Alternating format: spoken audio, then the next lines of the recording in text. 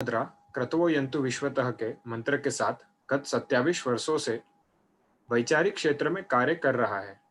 भारतीय विचार मंच द्विदिवसीय राष्ट्रीय संगोष्ठी, विचार गोष्ठी, चर्चा सत्र, शोध लेखन एवं विभिन्न विषयों पर पुस्तक प्रकाशन कर रहा है। वर्तमान समय में जब आप सभी अपने घरों में सुरक्षित हैं, ऐसे समय में मंच एक नए प्रकल्प ऑनलाइन वेबिनार सीरीज के साथ आपके समक्ष उपस्थित हुआ है। आज के वेबिनार का जो प्रारूप है वो थोड़ा अलग है। आज का वेबिनार एक वार्तालाप के स्वरूप में होगा, जिसमें जो मॉडरेटर हैं वो डॉक्टर नीरजाबेन गुप्ता होंगे। नीरजा जी भवंस कॉलेज के प्रिंसिपल हैं, गुजरात यूनिवर्सिटी में स्टडी अब्रॉड प्रोग्राम के कोऑर्डिनेटर हैं, भारतीय शोध संस्थान के कोऑर्डिनेटर हैं, सेनेट मेंबर हैं और आज के इस विषय के मॉडरेटर भी रहने वाले हैं। मैं नीरजा जी से विनती करता हूं कि आगे सत्र संचालन करें। नमस्कार।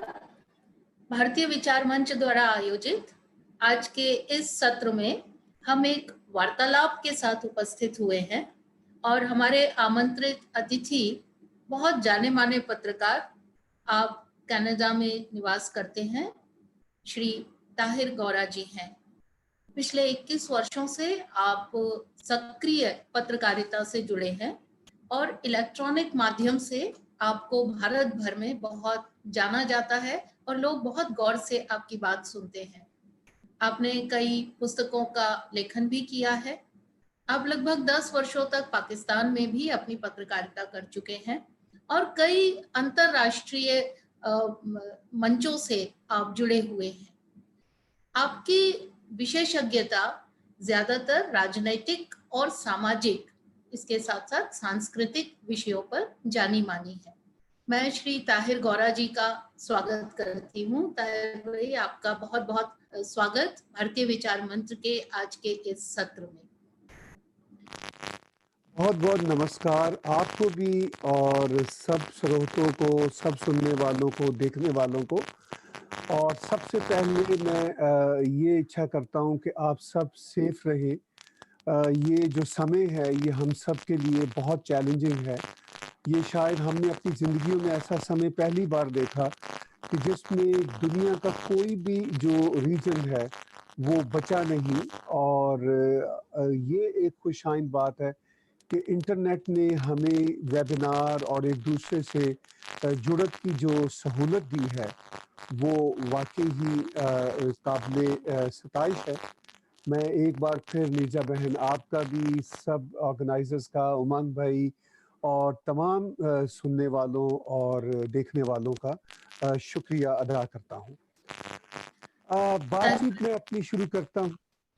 जी, उम्मीद करते हैं बातचीत में अपनी आप शुरू लोग करता। सुरक्षित हैं। फिर कहें। जी बिल्कुल बिल्कुल बिल्कुल बिल्कुल, ये कृपा है भगवान की कि हम सब सुरक्षित हैं और घर से बहुत कम निकलते हैं। हमारे यहाँ लॉकडाउन तो नहीं है, लेकिन ये हमें एक तरह से इंस्ट्रक्शंस हैं कि घरों में रहें, ग्रॉसरी के लिए जाएं, वॉक के लिए जा सकते हैं। चूँकि हमारी पॉपुलेशन इधर रिलेटिवली बहुत कम है। कनाडा की टोटल पॉपुलेशन 35 मिलियन है, तो जिस शहर में मैं रहता हूँ उसकी 200,000 है, तो लोगों से इंटरेक्शन कम होता है। लेकिन घर में ही मैंने स्टूडियो बनाया हुआ आजकल, तो कभी-कभी बीच में मैं स्टूडियो भी चला जाता हूँ जहाँ कोई आता नहीं, तो इस तरह सब सुरक्षित में है। जी, आज हम जिस विषय पे बात करने जा रहे हैं ताहिर जी, वो विषय है पश्चिमी दृष्टि में भारत की छवि, India in the western perspective. जब हम पर्सपेक्टिव की बात करते हैं, छवि की बात करते हैं, तो भारत अपनी एक विशेष छवि के साथ अंतरराष्ट्रीय पटल पर खड़ा हुआ है। लेकिन ये छवि हम पोस्ट कोविड 19 के बाद की घटनाओं से ज्यादा जोड़कर इसका विश्लेषण करना चाहेंगे।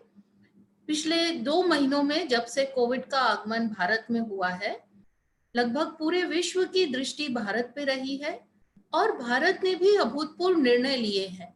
इसको जिस तरह से संयोजा गया या राजनीतिक इच्छा शक्ति को दिखाते हुए इतने बड़े देश, इतनी बड़ी जनसंख्या वाले देश के लिए जैसे निर्णय लिए गए, जिस तरह से कोरोना को स्टेज 3 तक जाने से रोका गया, इसके ऊपर लगभग पूरे विश्व की दृष्टि थी।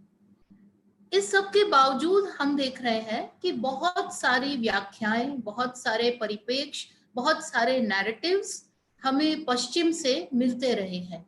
आज का पूरा वार्तालाप हम अमेरिका और कनाडा में जो समूह हैं जिनका भारत के प्रति आकर्षण है या जहां भारत की चर्चा होती है, वहां किस तरह से भारत को देखा जा रहा है, उससे इर्द गिर्द ही रहेगा।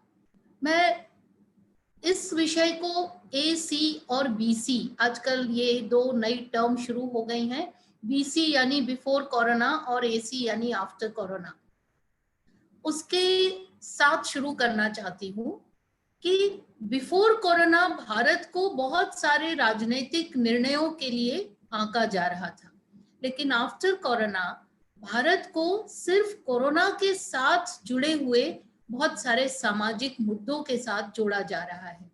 ताहिर जी, मेरा पहला प्रश्न ये है कि भारत ने, हमारे प्रधानमंत्री ने, आदरणीय नरेंद्र भाई मोदी ने और उनकी पूरी कैबिनेट ने पिछले 2 महीनों में जो देश के लिए निर्णय लिए हैं कोविड-19 के, उसके संदर्भ में आपके यहाँ क्या पर्सपेक्टिव है? उन निर्णयों को आप लोगों ने किस तरह देखा है?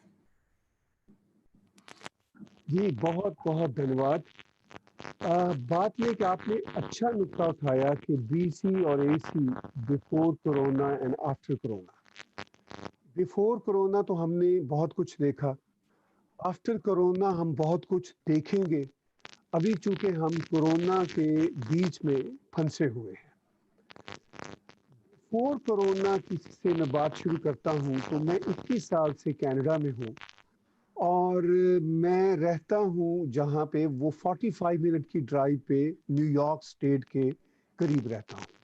तो मैं करीब हर महीने न्यूयॉर्क स्टेट और न्यूयॉर्क सिटी ज़रूर जाता हूं, कभी ड्राइव करके और कभी फ्लाइट लेकर, या फिर दूसरे महीने वॉशिंगटन भी मेरा जाना होता है, और तीसरे महीने कम से कम मैं यूरोप ज़रूर जाता हूँ। यानी साल में 3 से 4 बार मेरा यूरोप, खासतौर पर इंग्लैंड चक्कर लगता है।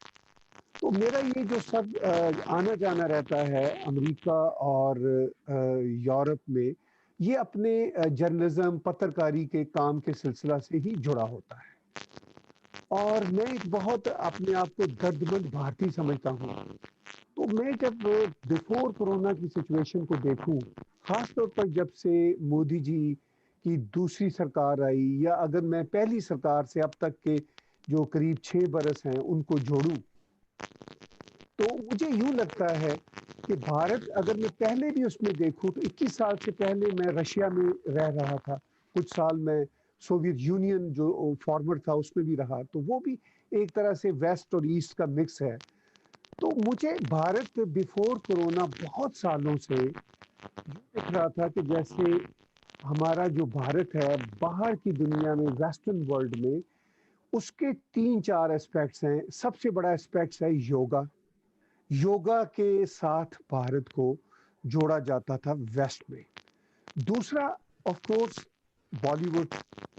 तीसरा, जहाँ जहाँ क्रिकेट खेली जाती है, ऑस्ट्रेलिया हो, इंग्लैंड हो, न्यूजीलैंड हो, यहाँ अमेरिका और कनाडा में तो इतनी क्रिकेट नहीं खेली जाती, तो क्रिकेट के साथ भी भारत की एक आइडेंटिटी जुड़ी हुई थी।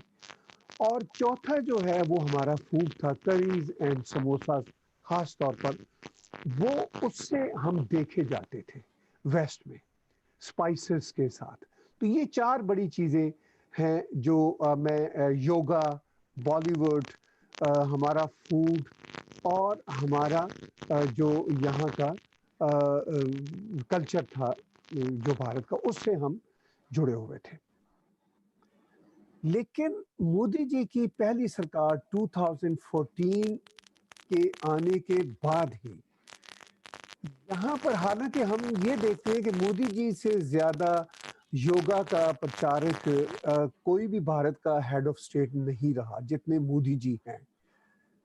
लेकिन ये सोचने वाली बात है कि वेस्ट में योगा जिसको इतना चाहा जाता है, उसको मोदी जी के साथ क्यों नहीं जोड़ा गया?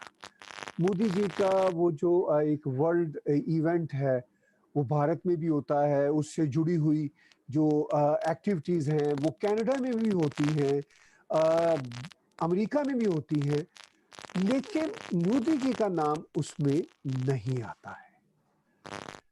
मोदी जी के बाद जब से 2014 से अब तक मैं देखूं, तो जो बाकी जो मैंने चीज़ें कही, जैसे बॉलीवुड, वो भी भारत के साथ जुड़ा रहा, मगर कुछ डेमोनाइजेशन ऐसी हुई और कुछ बॉलीवुड की नई जनरेशन की तरफ से ऐसा पर्सपेक्टिव यहाँ पर पहुंचा कि लगा कि बॉलीवुड मोदी जी की सरकार से अलग है, यानी भारत से अलग है, आज के भारत से अलग है।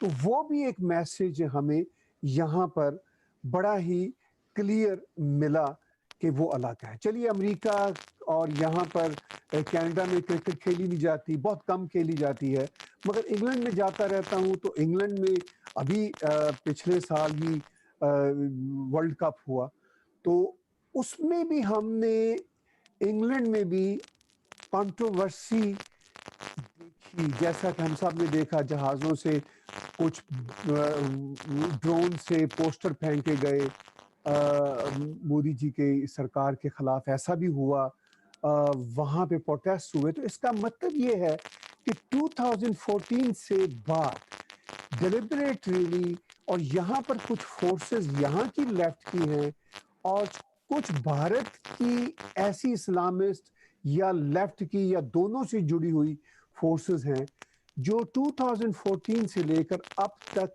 काफ़ी भारत का इमेज खराब कर चुकी है। मैंने जैसा बात शुरू की, योगा जो सबसे बड़ी पहचान है कनेक्ट करने में भारत को वेस्ट के साथ, मोदी जी जिसके सबसे बड़े प्रचारक हैं as head of the state, वो जो इतनी बड़ी खूबसूरत एक्टिविटी है, उसको भी वेस्ट ने मोदी जी के साथ नहीं जोड़ा।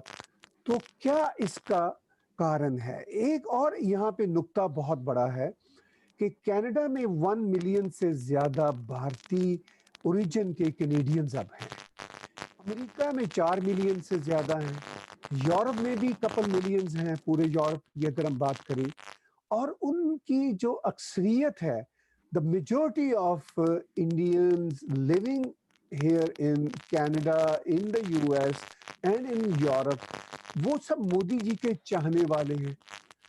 मगर इसके बावजूद यहाँ के मीडिया में मोदी जी का क्यों जो परसेप्टिव है वो इतना बढ़िया नहीं है? ये वो चिंता है जो मैं आपसे शेयर करना चाहूंगा। क्यों नहीं है, इसका कुछ जवाब मैं भी दूंगा आगे चलकर। जी, इसके इसके साथ साथ ऊपर एक जी जी जी जी बिल्कुल हम मीडिया पे बात करेंगे, क्योंकि कई ऐसे समाचार पत्र हमारी नजरों में आते रहे हैं। न्यूयॉर्कर है या न्यूयॉर्क टाइम्स है या टाइम है या वॉशिंगटन पोस्ट है या इकोनॉमिस्ट है, हम सबकी चर्चा करेंगे। पहले थोड़े से जो यहाँ प्रयत्न किए जा रहे हैं कोविड-19 को जिस तरह से संभाला जा रहा है, क्या उसकी बातें वहां तक पहुंचती हैं? जैसे यहाँ आयुष मंत्रालय, जो कि ऑल्टरनेटिव मेडिसिन या जिसको हम कहें इंडिजिनस मेडिसिन सिस्टम का एक पूरा डिपार्टमेंट है, मंत्रालय है, मिनिस्ट्री है, उसमें योगा भी उन्होंने लिया है, आयुर्वेदिक ट्रीटमेंट्स भी लिए हैं, होम रेमेडीज भी ली हैं, और इसके साथ साथ जो अभी पिछले हफ्ते में नया आया है वो है प्लाज्मा ट्रांसफर, यानी एंटीबॉडीज जो रोग ठीक हो गए हैं उनके एंटीबॉडीज लेकर, और नए जो रोगी आए हैं, जो पेशेंट्स आए हैं, उसमें ट्रांसफ्यूज करना और उन एंटीबॉडीज से इनको क्योर करना। ये रिपोर्ट अभी तक विश्व के किसी और देश से आ नहीं रही थी, लेकिन भारत ने अपने यहाँ इंडिजिनसली इसका प्रयोग किया और बहुत सफल हुआ। तो क्या इनके ऊपर कुछ रिएक्शंस आते हैं जब भारत अपनी तरह से इतनी बड़ी लड़ाई अपने जज्बे से लड़ रहा है तब? देखिए, दो बातें हैं। मैं अब यहाँ पर खास तौर पर जो आपने बात पूछी उसको मैं कनाडा और अमेरिका के कॉन्टेक्स्ट में देखूंगा कि यहाँ पर जो भारत की फाइट अगेंस्ट कोविड-19 है उसको कैसे देखा जाता है। भारत की तरह यहाँ का जो मीडिया भी है वो बहुत ज्यादा सो कॉल्ड लेफ्ट के कंट्रोल में है। जब मोदी जी ने पहले 21 दिन के लॉकडाउन का ऐलान किया तो यहाँ के सबसे बड़े न्यूज़पेपर ने लिखा कि मोदी जी ने एक बहुत ही बुरा काम किया है। मैं ये कनाडा के न्यूज़पेपर की बात कर रहा हूँ, उसका नाम है ग्लोब एंड मेल। मैंने उसका स्क्रीनशॉट एक बार अपने कुछ दिन पहले के टीवी शो में भी दिखाया था। इसके अलावा मुझे कनाडा के प्रेस में अभी तक उस आर्टिकल के अलावा जो नेगेटिव आर्टिकल था उसके अलावा कोई आर्टिकल नहीं मिला जिससे ये पता चले कि भारत को जो इतना बड़ा कंट्रीब्यूशन कर रहा है, इतनी बड़ी पॉपुलेशन को अभी तक रोका हुआ है उन्होंने स्प्रेड से कोविड-19 को, उसको एप्रिसिएशन किया जाए। अभी तक कोई आर्टिकल कनाडा में नहीं आया। अब मैं अमेरिका की तरफ आता हूँ। अमेरिका का भी जो बड़ा प्रेस है, जो बड़े मीडिया आउटलेट्स हैं वो मेरी नज़र में रहते हैं 24/7। इंटरनेट की वजह से हम जुड़े हुए हैं और मेरी खास दिलचस्पी भी है। तो वहाँ पर सदर ट्रंप ने, प्रेसिडेंट ट्रंप ने जब बात की हाइड्रोक्सीक्लोरोक्वीन की, तो उसमें पहले तो वो उनका एक अपना स्टाइल है प्रेसिडेंट ट्रंप का कि वो नेगोशिएशन की लैंग्वेज पे बिलीव करते हैं। वो अपने दोस्तों को, अब शायद अपनी फैमिली को भी पहले नेगोशिएशन टेबल पे लाते हैं। मैं उनका थोड़ा सा एडमायरर भी हूँ ऑन अदर थिंग्स, लेकिन इंडिया के मामले में सदर ट्रंप जिस तरह समटाइम बिहेव करते हैं, मोस्ट ऑफ द टाइम तो अच्छा बिहेव कर रहे होते हैं, समटाइम वियर्ड बिहेव करते हैं। तो हाइड्रोक्सीक्लोरोक्वीन के सिलसिले में उन्होंने पहले तो भारत को अप्रिशिएट किया कि ये बहुत बढ़िया मेडिसिन है, क्योंकि उसका अमेरिका में कुछ ऐसे पॉलिटिशियंस थे जो कोविड-19 में पॉजिटिव थे, हॉस्पिटलाइज थे, तो डॉक्टर्स ने उनके साथ एक्सपेरिमेंट किया, एंटीबायोटिक और हाइड्रोक्सीक्लोरोक्वीन को मिला के दिया तो वो रिकवर हो गए। तो प्रेसिडेंट ट्रंप ने अप्रिशिएट किया। फिर उन्होंने ये कहा कि हमने ये सुना है कि भारत शायद हाइड्रोक्सीक्लोरोक्वीन को बाहर नहीं निकलने देगा, अगर ना निकलने दिया तो हम रिटेलिएट करेंगे, जिसको भारत के मीडिया ने भी अच्छा ना समझा उस वर्ड को। यहाँ के मीडिया ने तो उसको पॉलिटिसाइज किया। जो प्रेसिडेंट ट्रंप के खिलाफ थे वो प्रेसिडेंट ट्रंप के खिलाफ हो गए, जो प्रेसिडेंट ट्रंप के हक में थे उन्होंने कहा कि नहीं, president Trump did not mean something mean thing in it. President Trump उसके बाद जब भारत ने कहा कि हमने बैन लिफ्ट कर दिया, प्रेसिडेंट ट्रंप ने बहुत अप्रिशिएट किया। तो इस हद तक अमेरिका में हाइड्रोक्सीक्लोरोक्वीन की हद तक तो अप्रिशिएट किया। मुझे नहीं याद पड़ता कि न्यूयॉर्क टाइम्स में या वॉशिंगटन पोस्ट में या CNN में जो भारत के बहुत ही खिलाफ रहे, खासतौर पर मोदी सरकार के over the period of time, या टाइम्स में, इवन जो फॉक्स है जो राइट का यहाँ पे है, उसने ना कुछ बुरा कहा लेकिन कुछ अच्छा भी नहीं कहा, भारत का जिक्र नहीं आया। हाँ, छोटे-छोटे कुछ थिंक टैंक्स ने बात की कि भारत ने ये जो अच्छा किया लॉकडाउन का। लेकिन इंटरेस्टिंग बात ये है कि यहाँ का जो अमेरिका का जो लेफ्ट मीडिया है या जो कनाडा का लेफ्ट मीडिया है, ये पहले कहीं भी दुनिया में लॉकडाउन के खिलाफ थे। ये कहते थे कि दुनिया में कहीं भी लॉकडाउन नहीं होना चाहिए। मिड मार्च तक ये लॉकडाउन के खिलाफ रहे। फिर उसके बाद एकदम जब प्रेसिडेंट ट्रंप ने लॉकडाउन तो नहीं किया, स्टेट ऑफ इमरजेंसी लगाई और यहाँ के स्टेट्स के जो गवर्नर्स हैं उन्होंने कहा कि ये अब इमरजेंसी की स्टेट होगी कुछ स्टेट्स में, और यहाँ कनाडा में भी ऐसा हुआ। तो उसके बाद ये सब का सब लेफ्ट का मीडिया एकदम से बदल गया, चेंज हो गया। अब अमेरिका में ये डिबेट हो रही है कि लॉकडाउन को धीरे धीरे खोल दिया जाए, बल्कि अटलांटा से तो इस फ्राइडे से लॉकडाउन खुल भी रहा है, कुछ और स्टेट्स में खुल रहा है। अब लेफ्ट का मीडिया उनके खिलाफ हो गया। इस सारे खेल तमाशे में भारत का जिक्र जो बड़े मीडिया में है, ना इस वक्त अच्छे में आ रहा है ना बुरे में आ रहा है। एक्सेप्शन एक कनाडा के न्यूज़पेपर की है कि उन्होंने 2 वीक्स पहले बहुत ज्यादा क्रिटिसाइज किया और यहाँ तक कहा कि मोदी जी का जो पॉलिटिकल कैरियर है इस लॉकडाउन के बाद वो तो अब गया, वो खतरे में ही है, वो अब नहीं बचेंगे, उन पर जो पब्लिक का फेथ है वो भी उठ गया है।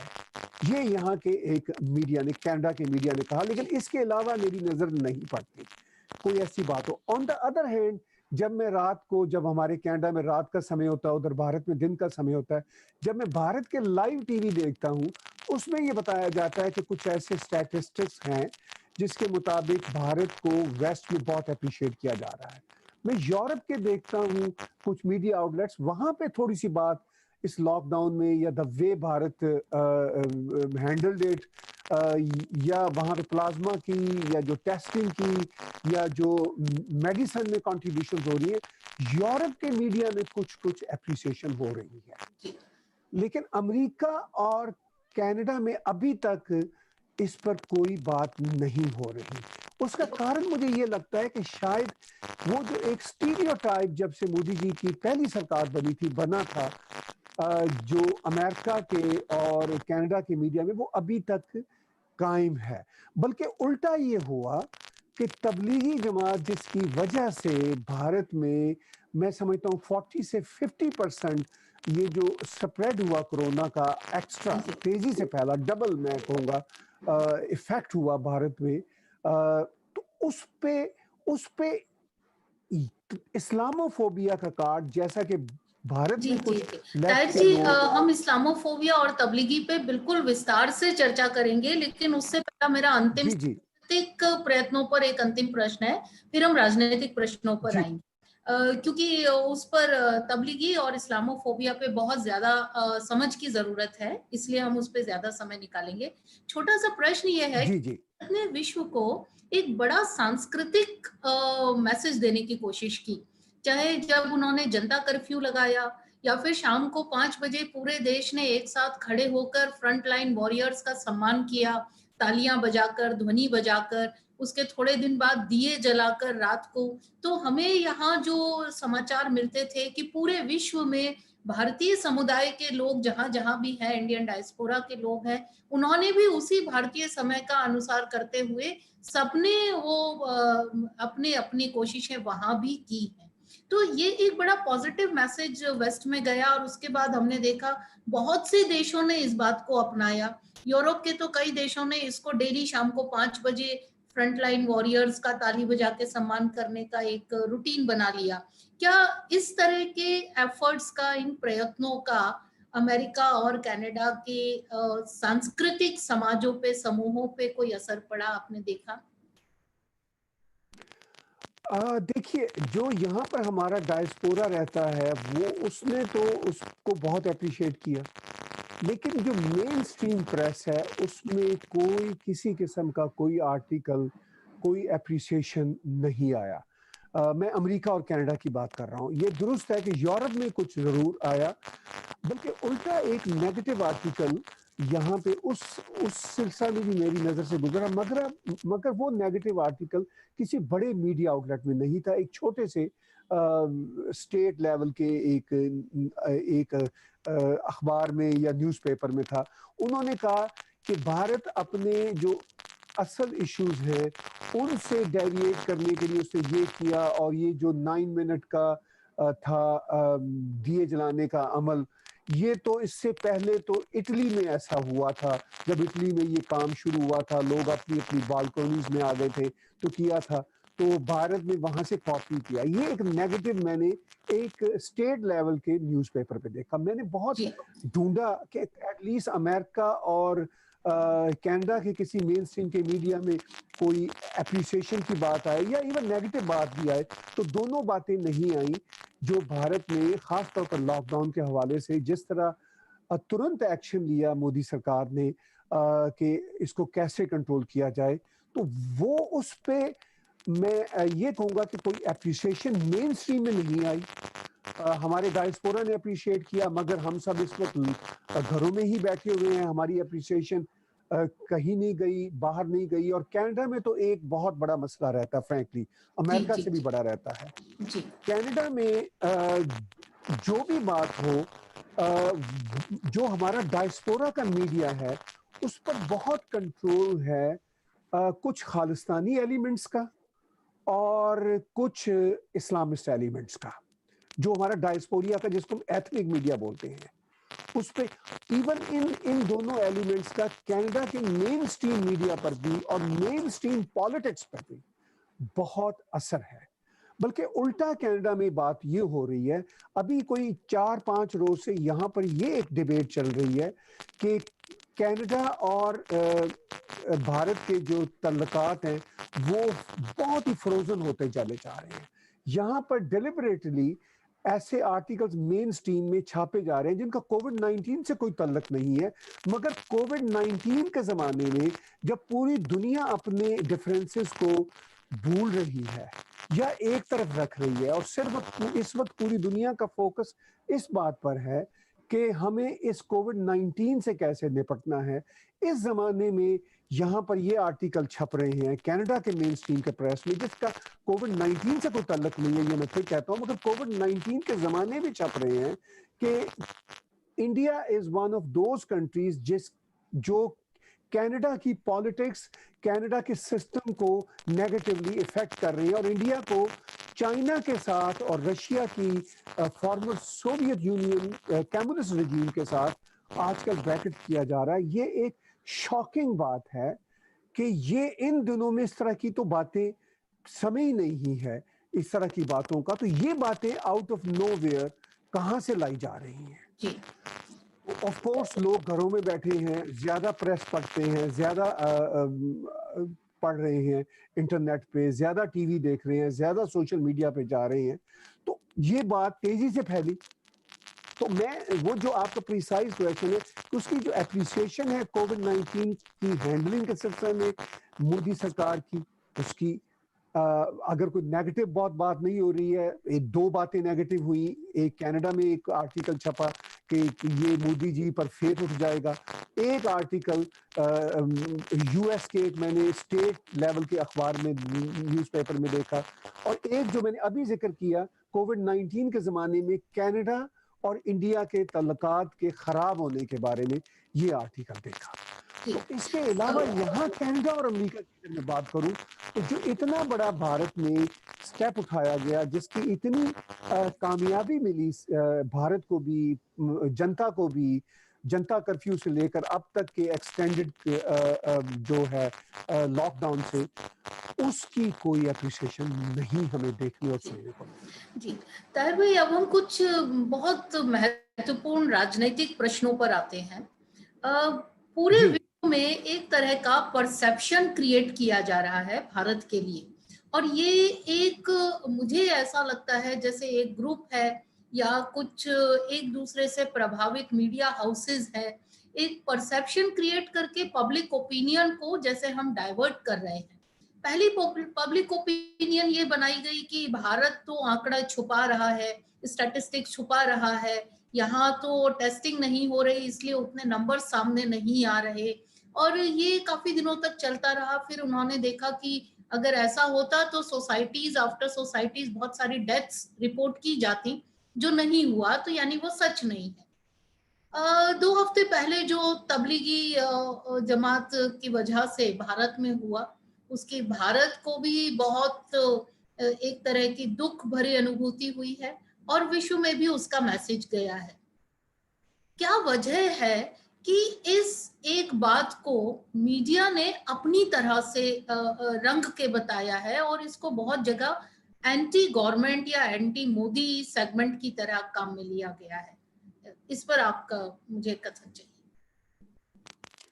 देखिए, उसका एक बड़ा ही सीधा कारण है।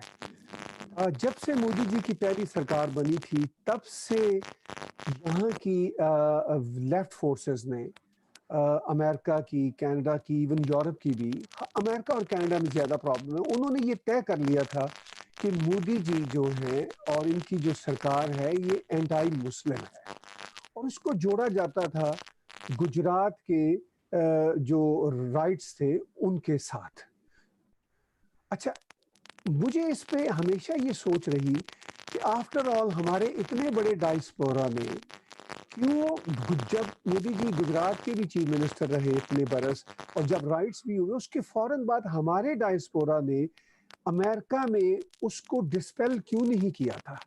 क्यों उन राइट्स को एग्जैक्ट नहीं बताया? यहाँ का जो डायस्पोरा रहता है, इन्होंने क्यों ऐसी फैक्ट्स को क्यों ये सामने नहीं लाए कि जिस तरह मोदी जी को as chief minister of Gujarat portrait किया जाता था अमेरिका में, इवन उनका वीजा तक यहाँ पे बैन रहा कुछ समय के लिए। आफ्टर ऑल उस डायस्पोरा ने क्यों उस वक्त mainstream media, CNN, Fox, New York Times, Washington Post को क्यों अप्रोच नहीं किया? सिर्फ प्रोटेस्ट हम करते रहे यहाँ पे बैठ के कि ये गलत करते हैं, ये लेफ्ट का मीडिया है, इसको हमारी बात को नहीं सुनेंगे। तो वो जो बहुत ही परसेप्शन पुराना चला आ रहा था 2002 से 2014 तक, वही आगे एक्सटेंड हुआ। हालांकि मैं दिल से समझता हूँ कि वो भी गलत तरीके से यहाँ गलत फैक्ट्स के साथ यहाँ पे पोर्ट्रेट किया गया, और वो बिल्कुल झूठ था जो गुजरात राइट्स को यहाँ पर जिस तरह बताया गया। अब उसी को कैरी ऑन किया है यहाँ के सिर्फ मीडिया हाउसेस ने नहीं, यहाँ की लेफ्ट की पॉलिटिकल पार्टीज ने भी, यहाँ के थिंक टैंक्स ने भी। थिंक टैंक्स इस हमारे रीजन में बहुत इंपॉर्टेंट है।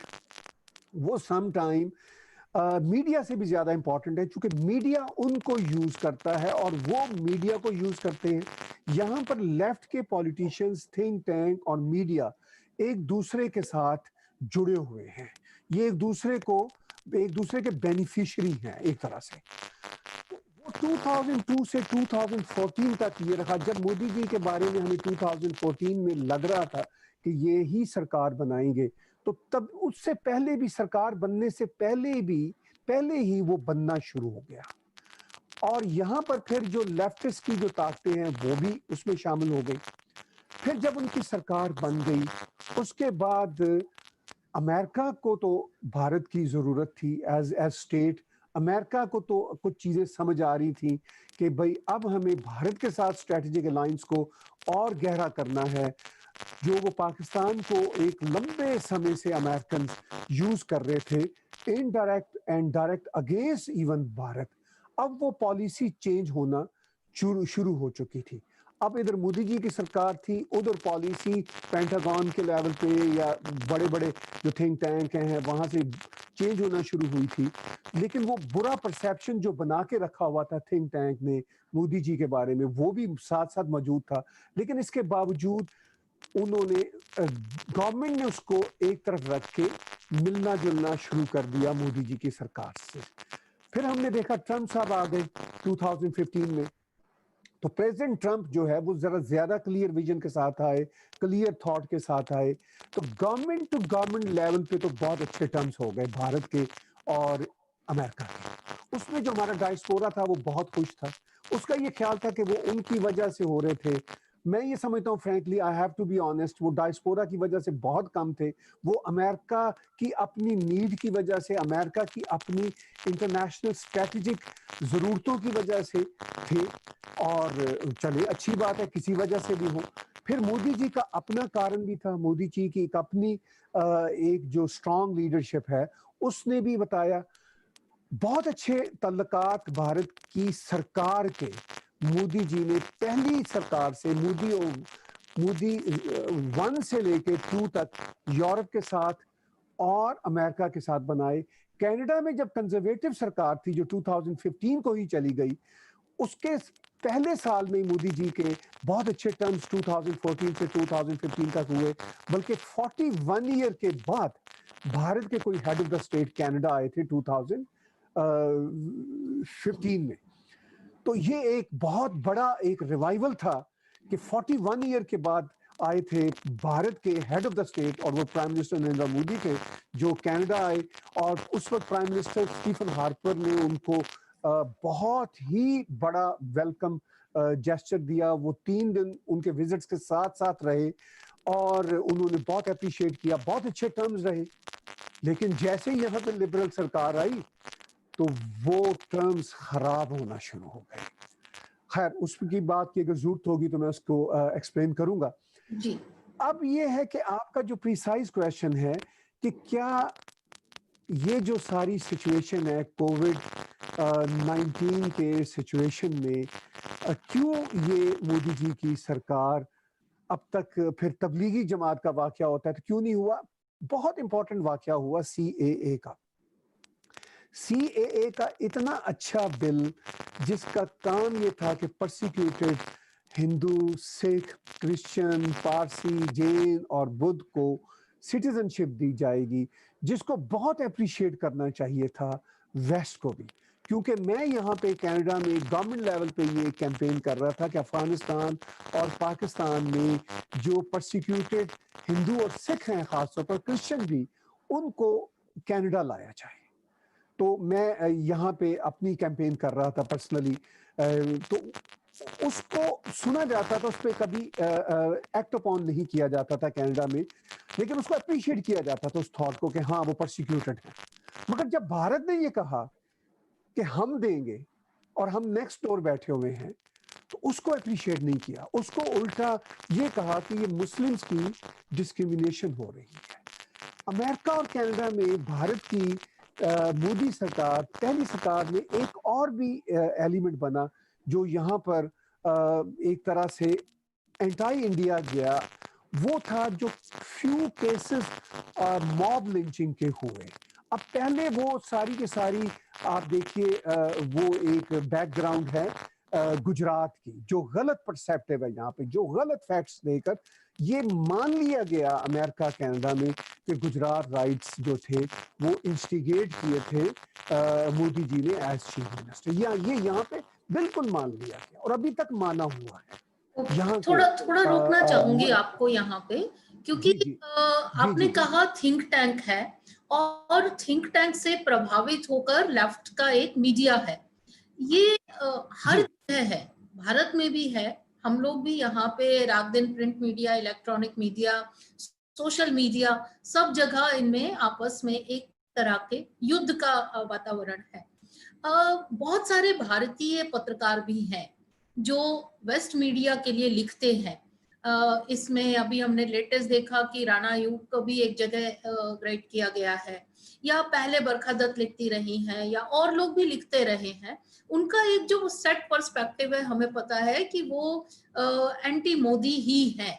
लेकिन आपको क्या ऐसा लगता है कि हम इसे काउंटर क्यों नहीं कर सकते? क्योंकि बहुत सारी फेक न्यूज है, कहीं और का किसी और साल का वीडियो आज का दिखा के उसको बता देना, कुछ और फोटोज को फोटोशॉप करके दिखाना, कोई गलत रिपोर्टिंग कर देना।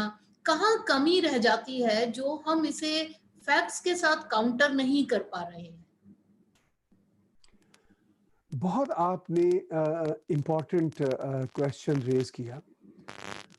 मैं बिल्कुल समझता हूँ कि हम नहीं इसको काउंटर कर पा रहे। एक तो हमारा जो अपना डायस्पोरा यहाँ पे रहता है, उनको सिर्फ इस बात में दिलचस्पी होती है, उस डायस्पोरा को मोदी जी से मोहब्बत भी है, सब कुछ है, मगर उनको ये दिलचस्पी होती है कि मोदी जी टेक्सास में आए या न्यूयॉर्क में आए तो हम किसी तरह से फोटो खींच लें, किसी तरह से मिल लें, कोई चाय पी ले, जो हमारे डायस्पोरा के एलीट क्लास के लोग हैं। फिर जो बड़े बड़े बिजनेसमैन हैं यहाँ पे, टाइकून है, उनका ये होता है कि हम ट्रम्प एडमिनिस्ट्रेशन से मिल रहे हैं और उनके बड़े बड़े बिजनेसेस भी हैं, तो वो ये समझते हैं कि हम बिजनेस लेवल पे भारत की अमेरिका के साथ जो ब्रिजिंग कर रहे हैं, यही असल में काम है। वो अपनी जगह इंपॉर्टेंट काम है, मैं उसको अंडरमाइन नहीं करता, लेकिन जो जो काउंटर नैरेटिव लाने वाला काम है, जो इसको हैंडल करने वाला काम है, वो उसको बिल्कुल नहीं रोक रहे, वो बिल्कुल नहीं कर पा रहे, या वो समझ भी नहीं रहे। करना तो दूर की बात है, समझ भी नहीं रहे। और मेरे जैसा शख्स जब उनमें से उनको कुछ समझाने की कोशिश करता है, तो मुझे बाद में फीलिंग होती है कि जैसे I am talking to wall, कि उनको कोई बात ही समझ नहीं आ रही। एक तो यहाँ पे कमी है। दूसरा, जो हमारी जो अपनी भारतीय सरकार है, चूंकि उनके भी तो दो यहाँ पे होते हैं ना, एक तो डिप्लोमेट्स हैं यहाँ पे, दूसरा जो भारत में जो भारतीय मशीनरी है वो क्या कर रही है, ये दोनों बातें। डिप्लोमेट्स की हद तक मैंने देखा कि डिप्लोमेट्स एफिशिएंट भी होते हैं, कुछ एफिशिएंट नहीं भी होते, और उनके हाथ बहुत बंधे हुए होते हैं। मैं उसमें बहुत कंट्रोवर्सी क्रिएट नहीं करना चाहता, मैं बहुत डिटेल में नहीं जाना चाहता, मगर सिर्फ इतना ही इशारा देना चाहता हूं कि डिप्लोमेट सिर्फ जनरली उतना ही काम करते हैं जितना वो समझते हैं कि जॉब में करना चाहिए। जॉब से बाहर जाके करने वाले डिप्लोमेट्स मैंने एक दो देखे थे, इसके अलावा मुझे नजर नहीं आते। तो वो मैं अब यही समझता हूं कि वो तो इसी तरह के, मतलब मैं सिर्फ भारतीय डिप्लोमेट्स को मैं सिंगल आउट नहीं करना चाहता, मैं I have to be honest. मैं जब दूसरे कंट्रीज के डिप्लोमेट्स देखता हूं यहाँ पे, तो मुझे ये नजर आता है कि वो भी तकरीबन ऐसा ही करते हैं। इवन अमेरिकन डिप्लोमेट्स को अगर मैं कनाडा में देखूं तो वो भी सिर्फ इतना ही होता है कि भाई अपने काम से काम रखो, एक्स्ट्रा कोई पेन, एक्स्ट्रा जॉब, एक्स्ट्रा काम करने की कोशिश नहीं करते। अब मैंने ये सुपरफिशियली देखा है, जो मेरा एक्सपीरियंस। अब जो जो भारत की सरकार है, क्या ये क्वेश्चन मेरी तरफ से भी है और हम सब के सोचने के लिए है कि वो ये कोई एफर्ट्स ऐसे करते हैं, क्योंकि अमेरिका बहुत इंपॉर्टेंट कंट्री है दुनिया में, हम सबको इस बात का पता है। भले कनाडा इतना इंपॉर्टेंट ना हो, मगर अमेरिका बहुत इंपॉर्टेंट है, यूरोपियन यूनियन बहुत इंपॉर्टेंट है। अमेरिका के बारे में तो मैं ये साफ देखता हूं कि कोई ऐसी एफर्ट हमें नजर भारतीय सरकार की तरफ से या even political party BJP party की तरफ से हमें, मुझे तो नजर नहीं आती। मैं दावे से कहता हूं एग्जिस्ट भी नहीं करती। अगर होती वो ऐसी बात तो वो होती ग्राउंड पे, अब तक हम काउंटर कर चुके होते। ना हमने काउंटर किया, ना हमारी प्रेजेंस है कहीं पे। प्रेजेंस किस सूरत में हो सकती है? प्रेजेंस हो सकती है थिंक टैंक हमारे साथ कुछ जुड़े हों। कोई ऐसा थिंक टैंक नहीं है अमेरिका में। थिंक टैंक भारत से भी इंपॉर्टेंट है। मैं समझता हूँ भारत में ORF है या विवेका फाउंडेशन है, ये बहुत बड़े थिंक टैंक हैं और गवर्नमेंट सुनती है, मगर जो यहाँ के थिंक टैंक हैं, यहाँ पे तो बहुत बड़े बड़े थिंक टैंक, एक नहीं, दो नहीं, तीन नहीं, दर्जनों हैं बड़े बड़े, बल्कि सैकड़ों हैं, और वो बहुत इन्फ्लुएंशियल है। हेरिटेज फाउंडेशन हो, हडसन इंस्टीट्यूट हो, रैंड हो, अमेरिकन एंटरप्राइज हो, मैं नाम गिनने लगूं तो शायद ये 1 घंटा नाम गिनने पे लग जाए, इतने। और वो इतने इफेक्टिव हैं गवर्नमेंट्स पर भी। यहाँ की गवर्नमेंट्स में एक बात समझना हमें बहुत जरूरी है, यहाँ की गवर्नमेंट्स में सिर्फ पॉलिटिकल पार्टी रिपब्लिकन डेमोक्रेट्स ही मैटर नहीं करते। यहाँ की ब्यूरोक्रेसी, यहाँ के फॉरेन पॉलिसी के इंस्टीट्यूट्स, यहाँ की स्टैंडिंग कमेटी सेनेट की और कांग्रेस की, वो इतनी इंपॉर्टेंट हैं। उन सब में ये कोई हमारा नैरेटिव नहीं है। अब मैं आपको कंपैरिजन देता हूं। कतर ने सोचा, या कतर, कुवैत, कुछ कंट्रीज ने सोचा, सऊदी अरब उनके हाथ में नहीं था, कि हमें एक अपना नैरेटिव लाना चाहिए।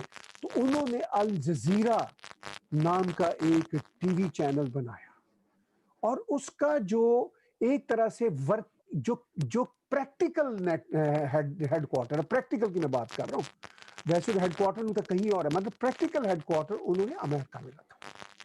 उन्होंने $1 बिलियन से ज्यादा की सीड मनी रखी। उन्होंने कोई अरब एंकर, अरेबियन लैंग्वेज में प्रोग्रामिंग नहीं की। उन्होंने American, European, Canadian white faces को हायर किया, चाहे वो टेक्नीशियन हो, चाहे वो एंकर्स हो, चाहे वो न्यूज कास्टर्स हो, और उन्होंने बैठ के उनका नैरेटिव आगे चलाया। अब अल जजीरा में भारत के खिलाफ इतना कुछ कहा जाता है, और वो अमेरिकन, कैनेडियन, यूरोपियन मीडिया के तौर पर ट्रीट होता है, वो अरब मीडिया के तौर पर ट्रीट नहीं होता। चलिए, हमने मान लिया कि उनके पास बहुत पैसा है तेल का, हमारे पास नहीं है। टर्की ने देखा कि हमारी बात कैसे पहुंचेगी। टर्की ने TRT वर्ल्ड का शुरू किया। उन्होंने कहा आपके पास केबल नहीं है, कोई बात नहीं, हम 24/7 यूट्यूब पे लाइव टीवी चलाएंगे। अब यूट्यूब पे तो हर कोई है, यूट्यूब पे TRT 24/7 चल रहा है, उनका अपना नैरेटिव है। उन्होंने भी वही काम किया। उन्होंने भी यहाँ के लोग किए, फिर उसके बाद रशियन टीवी, आरटी टीवी।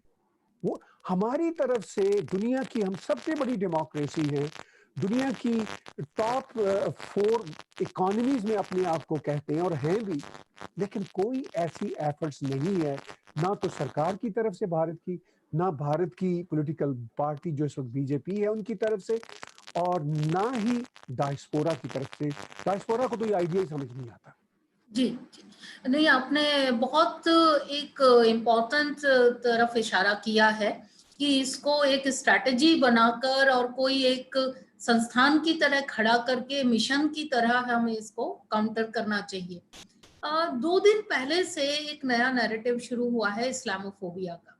इसका इधर तेल की प्राइसेस गिरी, उधर जमातियों की वजह से जो भारत के समाज है उसमें तरह-तरह की विरोध आए हैं, तरह-तरह के फ्रंटलाइन वॉरियर्स के साथ उन्होंने जिस तरह का व्यवहार किया या जिस तरह से कोरोना मरीजों की संख्या बढ़ी और फिर मीडिया में आने लगा और उनका अलग से आंकड़ा दिया जाने लगा। इसके ऊपर कई बार लुटियंस ने या लेफ्ट वालों ने काफी विरोध भी किया कि इनको अलग से मत दिखाइए, तो इस पे कुछ सुप्रीम कोर्ट तक याचिकाएं भी गई हैं। इन सब बातों को, ये जो इस्लामोफोबिया अचानक से लेके भारत पर एक तरह का अटैक पिछले 2 दिनों से हो रहा है, खासकर 2 दिन पहले ही मोदी जी का एक स्टेटमेंट आया कि कोरोना किसी धर्म या जाति को देखकर नहीं होता, वो सबके लिए समान है। और उनका जैसे ही ये स्टेटमेंट आया उसके तुरंत बाद ये इस्लामोफोबिया का काम शुरू हो गया। मैं एक छोटा सा उदाहरण देती हूँ। जैसे ही एक ट्वीट आई, उस ट्वीट के 3 मिनट में ही लगभग 5 मिलियन उसके टैग्स आ गए। यानी बहुत सारे लोग उसको शायद 100 बार टैग कर रहे होंगे, तभी वो 3 मिलियन टैग 3 मिनट में या 5 मिनट में आ गए। तो ये बहुत तैयारी के साथ किया गया अटैक है। इसके ऊपर आपका क्या परसेप्शन है कि ये किस लिए किया जा रहा है, इससे क्या परिणाम हो सकता है, या ये भारत को अछूता कर जाएगा या इससे फर्क नहीं पड़ेगा? देखिए, भारत में भारतीय सरकार हो या मेरे भारतीय बहन भाई हो, इनको ये तो कभी सोचना ही नहीं चाहिए कि इस बात से कोई फर्क नहीं पड़ेगा। फर्क तो पड़ता है। अब ये हुआ कैसे? मुझे याद है कि जब ये तबलीगी जमात के लोग मतलब रिकवर से मेरी मुराद है कि जब ये पता चलना शुरू हुआ कि ये अंदर बैठे हुए हैं, छुपे हुए हैं, हाइड आउट किया हुआ है, जब उनको बाहर निकालना शुरू किया, तो 1 या 2 दिन के लिए वो इस्लामिस्ट सर्कल्स में या लेफ्ट के सर्कल्स में एक एम्बैरेसमेंट फील की गई। तो ये तो हमसे बुरा हो गया, ऐसा तो नहीं होना चाहिए था। मगर 1 या 2 दिन के फौरन बाद ही वो कार्ड उल्टा हो गया, ट्रम्प कार्ड हो गया। ये शुरू हो गया कि ये तो अब जो है ये तो एक धर्म विशेष के एक लिए तरह से, कहा जा रहा है, एक पर्टिकुलर हाँ, रिलीजन। ये तो अब इस्लामोफोबिया आ गया। अच्छा, अब देखिए, मैं तो मुस्लिम बैकग्राउंड का हूँ। आई ऑलवेज से कि I am Hindu born in Muslim faith, ये मेरी डेफिनेशन है। तो मतलब ये है कि मुझे फोबिया नहीं, फोबिया तो एक ऐसा होता है परसीव्ड फियर कि मुझे क्लास्ट्रोफोबिया है, यानी मैं गिरूंगा नहीं, या मुझे बंद कमरे से खौफ नहीं है, मैं कमरे में बंद कमरे में नहीं हूँ मुझे, लेकिन अगर मैं बंद कमरे में हुआ तो मुझे खौफ होगा। तो ये एक परसीव्ड खौफ है। लेकिन मुझे तो एक्चुअल खौफ है, एक्चुअल फियर है इस्लामिस्टों का। मैं जब इंग्लैंड जाता हूँ, अभी तो कुछ महीनों से नहीं गया कोविड की वजह से, तो मैं ऑनेस्टली अपने फैमिली को, बेटियों को, वाइफ को कहता हूँ कि भाई इतने ये जो रश वाले जगह हैं यहाँ ना जाएं, यहाँ स्टैबिंग हो जाती है, यहाँ वो वैन लेके ऊपर चढ़ाते हैं। तो ये मेरा फियर नहीं है, ये एक रियलिटी पे बेस है, क्योंकि वहां पे हर हफ्ते, हर महीने ऐसा हो रहा है। अमेरिका में मैं जाता हूँ, न्यूयॉर्क में, तो मैं बहुत केयरफुल होता हूँ कि मैं सबवे में जाऊं तो आसपास देखूं कि कोई ऐसा कोई एक्शन तो नहीं मेरे नहीं, मतलब लोगों के खिलाफ तो नहीं होने वाला। तो ये एक फियर नहीं है, ये एक ग्राउंड रियलिटी है। अब वो ग्राउंड रियलिटी प्रूव हुई भारत में, दिल्ली में, निजामुद्दीन मरकज में, जब मौलाना साद के ऑडियोज हमने सुने, जब उनके लेक्चर सुने, सिर्फ उन्हीं दिनों के नहीं, आप उनके ऑडियोज वीडियोस पहले भी उठा के देख लीजिए। अच्छा, सिर्फ उनके ही नहीं है, और भी उनके यहाँ ऐसे लोगों थोड़ा को सा उठा के देख रोकूंगी लीजिए। मैं ताहिर भाई। जब इनका पहला जी ऑडियो आया जी जिसमें उन्होंने कहा कि आप मस्जिद में आइए, यहाँ कोरोना नहीं होगा, उसको उन्हीं के लोगों ने टीवी जी पर पहचानने से इनकार कर दिया कि क्या सबूत है, ये उन्हीं का है। लेकिन उसके बाद के जितने उनके सोसाइटी के फेवर में जो ऑडियो आते हैं वो उनको बार बार चलाते हैं। तो ये जो आप कह रहे हैं कि एक परसेप्शन क्रिएट कर रहे हैं, इस्लामोफोबिया का परसेप्शन क्रिएट हो रहा है। पिछले कुछ सालों में हमने देखा कि मोदी जी के जो अरेबिक कंट्रीज हैं उनसे उन्होंने बहुत अलग तरह से अपने रिश्ते बनाए हैं और बहुत उन रिश्तों को सम्मान भी मिला है। सऊदी अरब में भी मिला है, दूसरे देशों में भी मिला है। तो ये कह सोचना कि शायद वहां की, जिसको हम पहले कहते थे इस्लामिक ब्रदरहुड, उसका इसको सपोर्ट होगा, ऐसा नहीं लगता है। तो ये कौन सा ग्रुप है जो ग्रुप एक्टिव है इस समय? बड़ी आपने इंटरेस्टिंग बात की। पहली बात यह है कि अरब वर्ल्ड में जो मुस्लिम्स रहते हैं उनकी टोटल पॉपुलेशन में रफली कह रहा हूं hardly 20% of the total Muslims होगी। 60% से जायद जो जो जो मुस्लिम्स हैं वो सब कॉन्टिनेंट में रहते हैं, यानी India, Pakistan, Bangladesh, Indonesia, Malaysia, south east Asia की मैं बात कर रहा हूँ।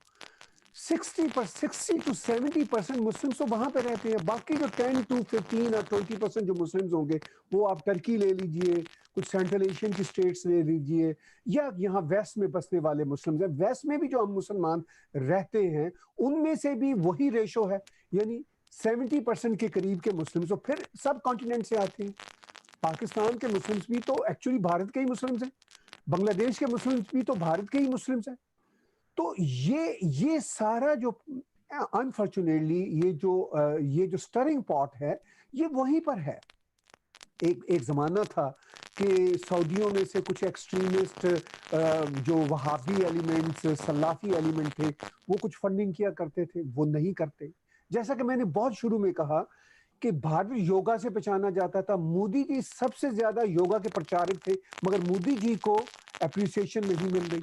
इसी तरह अरब वर्ल्ड के साथ जितने अच्छे जो तल्लुकात हैं मोदी जी के हैं, मोदी जी ने जितने अच्छे तल्लुकात बनाए हैं, इतने अच्छे तल्लुकात हिस्ट्री में भारत के नहीं रहे।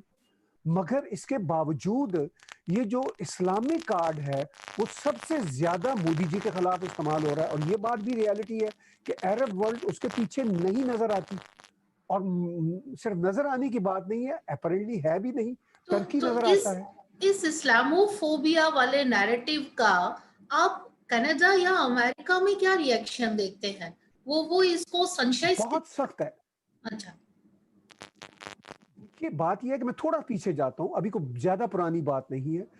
कनाडा जो एक रिलेटिवली आइसोलेटेड कंट्री है, वहां पर इतने बड़े बड़े प्रोटेस्ट CAA के खिलाफ हुए, इतने बड़े बड़े प्रोटेस्ट जिसमें लेफ्ट, भारत के मुस्लिम्स की जो यहाँ पे रहते हैं कनाडा में, उनकी पार्टिसिपेशन, लेफ्ट की पार्टिसिपेशन, भारत के लेफ्ट की और कैनेडियन लेफ्ट की, इतने बड़े बड़े प्रोटेस्ट हुए कि मैं हैरान रह गया। और कहा गया कि मोदी जी की सरकार मुसलमानों के इस्लाम के खिलाफ है। अब ये कोविड-19 तबलीगी जमात के सिलसिला में यहाँ पे वीडियो कॉन्फ्रेंसेस हो रही हैं, चूंकि अब हम मिल नहीं पाते, तो उन लेफ्ट के और इस्लामिस्ट सर्कल ने वीडियो कॉन्फ्रेंसेस करना शुरू कर दी। जिस तरह आज हम वेबिनार कर रहे हैं, इसी तरह वो आपस में वेबिनार कर रहे हैं। अभी कनाडा के मीडिया में ये बात नहीं आ रही, आ जाएगी, मुझे ये पक्का यकीन है कि ये भी आ जाएगी। अमेरिका में वेबिनार हो रहे हैं कि ये जो तबलीगी जमात के इशू को लेके अब मोदी सरकार, जो कि है ही एंटी मुस्लिम, ये अब करेगी, इस्लामोफोबिया को फैम करेगी। अब आप ये देखिए, मैंने जैसा अभी थोड़ी देर पहले कहा था कि भारत में जब ये बात सामने आई दिल्ली में, तो थोड़ी सी एम्बैरेसमेंट इन लोगों ने फील की, मगर फौरन ही 1-2 दिन बाद उन्होंने ये कहना शुरू कर दिया कि ये तो उनकी हो नहीं सकती आवाज। फिर उन्होंने कहा हाँ ठीक है, अगर है भी आवाज तो ये तो एक लोन स्टूपिड आदमी है, तबलीगी जमात मैं एज थोड़ा होल सा तो ऐसी है भारत ही को नहीं। यहाँ बीच में लाना चाहूंगी। भारत में जी जी मुस्लिम समुदाय इस समय बट गया है, यानी एक जगह तबलीगी हैं, जमाती हैं, लेकिन दूसरी तरफ मुस्लिम स्कॉलर्स भी हैं, कुछ मुस्लिम जो बहुत जिनके जाने मानी आवाजें हैं, ऐसे लोग भी हैं। आज जामा मस्जिद के इमाम ने भी बहुत सशक्त कहा है कि घरों में रह के रमजान में अपना ये नमाज अदा की जाए। तो भारत में जो हम देख रहे हैं तो उनको उतना वाइड सपोर्ट नहीं है। भारत का मुस्लिम समाज भी जो पढ़ा लिखा समाज है, या जो स्कॉलर है, या जो समझता है, या जो कोरोना की गंभीरता को समझ रहा है, वो समुदाय इस समय जमाती के साथ नहीं खड़ा है। तो ये परसेप्शन खाली सिंगल हैंडेड होकर एक जमाती को खाली क्रिटिसाइज करने से एंटी मुस्लिम ये सोसाइटी है, ऐसा परसेप्शन वेस्ट में कैसे गया, या हम उसे काउंटर क्यों नहीं कर पा रहे हैं? देखिए, जो भारत का ऐसा मुस्लिम समाज जो पढ़ा लिखा है, जो पॉलिटिसाइज भी नहीं है, वो तो समझता है कि ये जो तबलीगियों ने जो कुछ किया, जमातियों ने जो कुछ किया, ये ठीक नहीं था, और वो मेजॉरिटी में है। मैं ये बात समझता हूँ, मगर वो परसेप्शन क्रिएट करने वाले नहीं हैं। परसेप्शन क्रिएट करने वाले वही 8-10 राइटर्स हैं जो लेफ्ट से भी जुड़े हुए हैं, अपने आप को मुस्लिम भी कहलाते हैं, पॉलिटिसाइज भी हैं, जिनके आर्टिकल्स वॉशिंगटन पोस्ट में भी छपते हैं, जिनके ट्वीट्स भी यहाँ पे अप्रिशिएट किए जाते हैं, और जिनके ट्वीट्स की बेस पर न्यूज स्टोरीज भी यहाँ पे बनती हैं। तो वो जो 8-10 लोग हैं वो बड़े इंपॉर्टेंट हैं। मैं 8-10 कह रहा हूँ, 20-30 होंगे ज्यादा से ज्यादा। वो जो बाकी मिलियंस एंड मिलियंस जो रेगुलर मुस्लिम्स हैं, जो समझते हैं कि ये ठीक नहीं है, ये उनकी अपनी सुरक्षा के लिए, उनकी अपनी सेहत के लिए ठीक नहीं है जो कुछ तबलीगियों ने किया, मगर वो उनकी तो आवाज कहीं आई भी नहीं। तो जिनकी आवाज आ रही है, या तो इनकी ये जो पॉलिटिसाइज, इवन मॉडर्न इस्लामिस्ट, आप याद रखिए, ये जो मॉडर्न इस्लामिस्ट है ना, ये मौलवी से ज्यादा खतरनाक होता है, क्योंकि मौलवी के साथ आप बातचीत कर सकते हैं, आप उसके साथ कह सकते हैं फैक्ट्स की बेस पर कि ये ठीक है या क्या गलत है, वो माने आपकी बात ना माने अलग बात है। मगर ये जो पॉलिटिसाइज मॉडर्न इस्लामिस्ट होते हैं, मैं नाम नहीं लेना चाहता, लेकिन हम सबको पता है कि कोई फलां हो, कोई नकवी हो, फलां हो, ये जो है ना, ये खतरनाक है। हालांकि कितनी अच्छी बात मुख्तार अब्बास नकवी भाई ने की है, उन्होंने कहा कि जितना अच्छा हाल मुसलमानों का भारत में है, इतना अच्छा हाल तो मुसलमानों का किसी मुस्लिम देश में भी नहीं होगा। ये एक फैक्ट है, ये एक रियलिटी है। मगर चूंकि वो बीजेपी सरकार में है, उनकी बात अब कोई नहीं सुनेगा। ये लोग जो पॉलिटिसाइज लोग हैं, ये तो नहीं सुनेंगे। तो इनकी वजह से, अच्छा, दूसरा अनफॉर्चुनेटली लेफ्ट जो है, अमेरिका का, कनाडा का, यूरोप का, ये उन्हीं 8-10-20 लोगों के साथ जुड़ा हुआ है। और एक और बात हमें समझनी पड़ेगी कि जो जो मोदी जी ट्रंप के और करीब आएंगे, या अमेरिका के और करीब आएंगे, ये लेफ्ट उनके खिलाफ भी और हो जाएगा, इसलिए कि वो ट्रंप के खिलाफ है।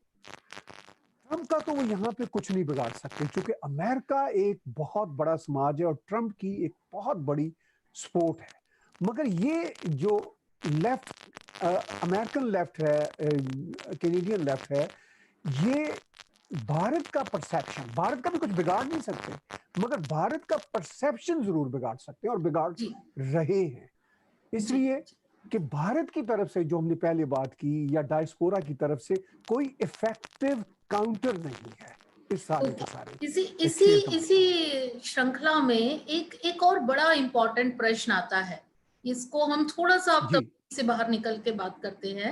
एक नया परसेप्शन शुरू हुआ है कि मोदी जी भारत को हिंदू राष्ट्र बनाना चाहते हैं। हिंदू राष्ट्र के क्या कंटेंट होते हैं वो कभी किसी ने समझने की कोशिश नहीं की है, कि जब एक्चुअली ये हिंदू राष्ट्र होता था, तब यहाँ से जो भी बाहर से आक्रमणकारी आए, शक आए, गुण आए, कुषाण आए, वो सब खुद यहाँ की संस्कृति में समा गए, खुद हिंदुस्तानी हो गए, हिंदू हो गए। तो ये जो एक परसेप्शन है कि हिंदू राष्ट्र होना मतलब एंटी नॉन हिंदू, ये परसेप्शन वहां की संस्कृतियों में, वेस्ट की संस्कृति में कितना स्ट्रॉन्ग है, या इसको सिर्फ आज की सरकार से जोड़ा जा रहा है, या आरएसएस से जोड़ा जा रहा है, या मोदी जी से जोड़ा जा रहा है? इस परसेप्शन में कितनी स्ट्रेंथ है, इस पे बताएं। देखिए, आपने कहा कि हिंदू राष्ट्र क्या होता है, ये इनको समझ नहीं पा रहे। मैं ये कहूँगा कि हम इनको समझा नहीं पा रहे। बहुत बड़ा फ़र्क है।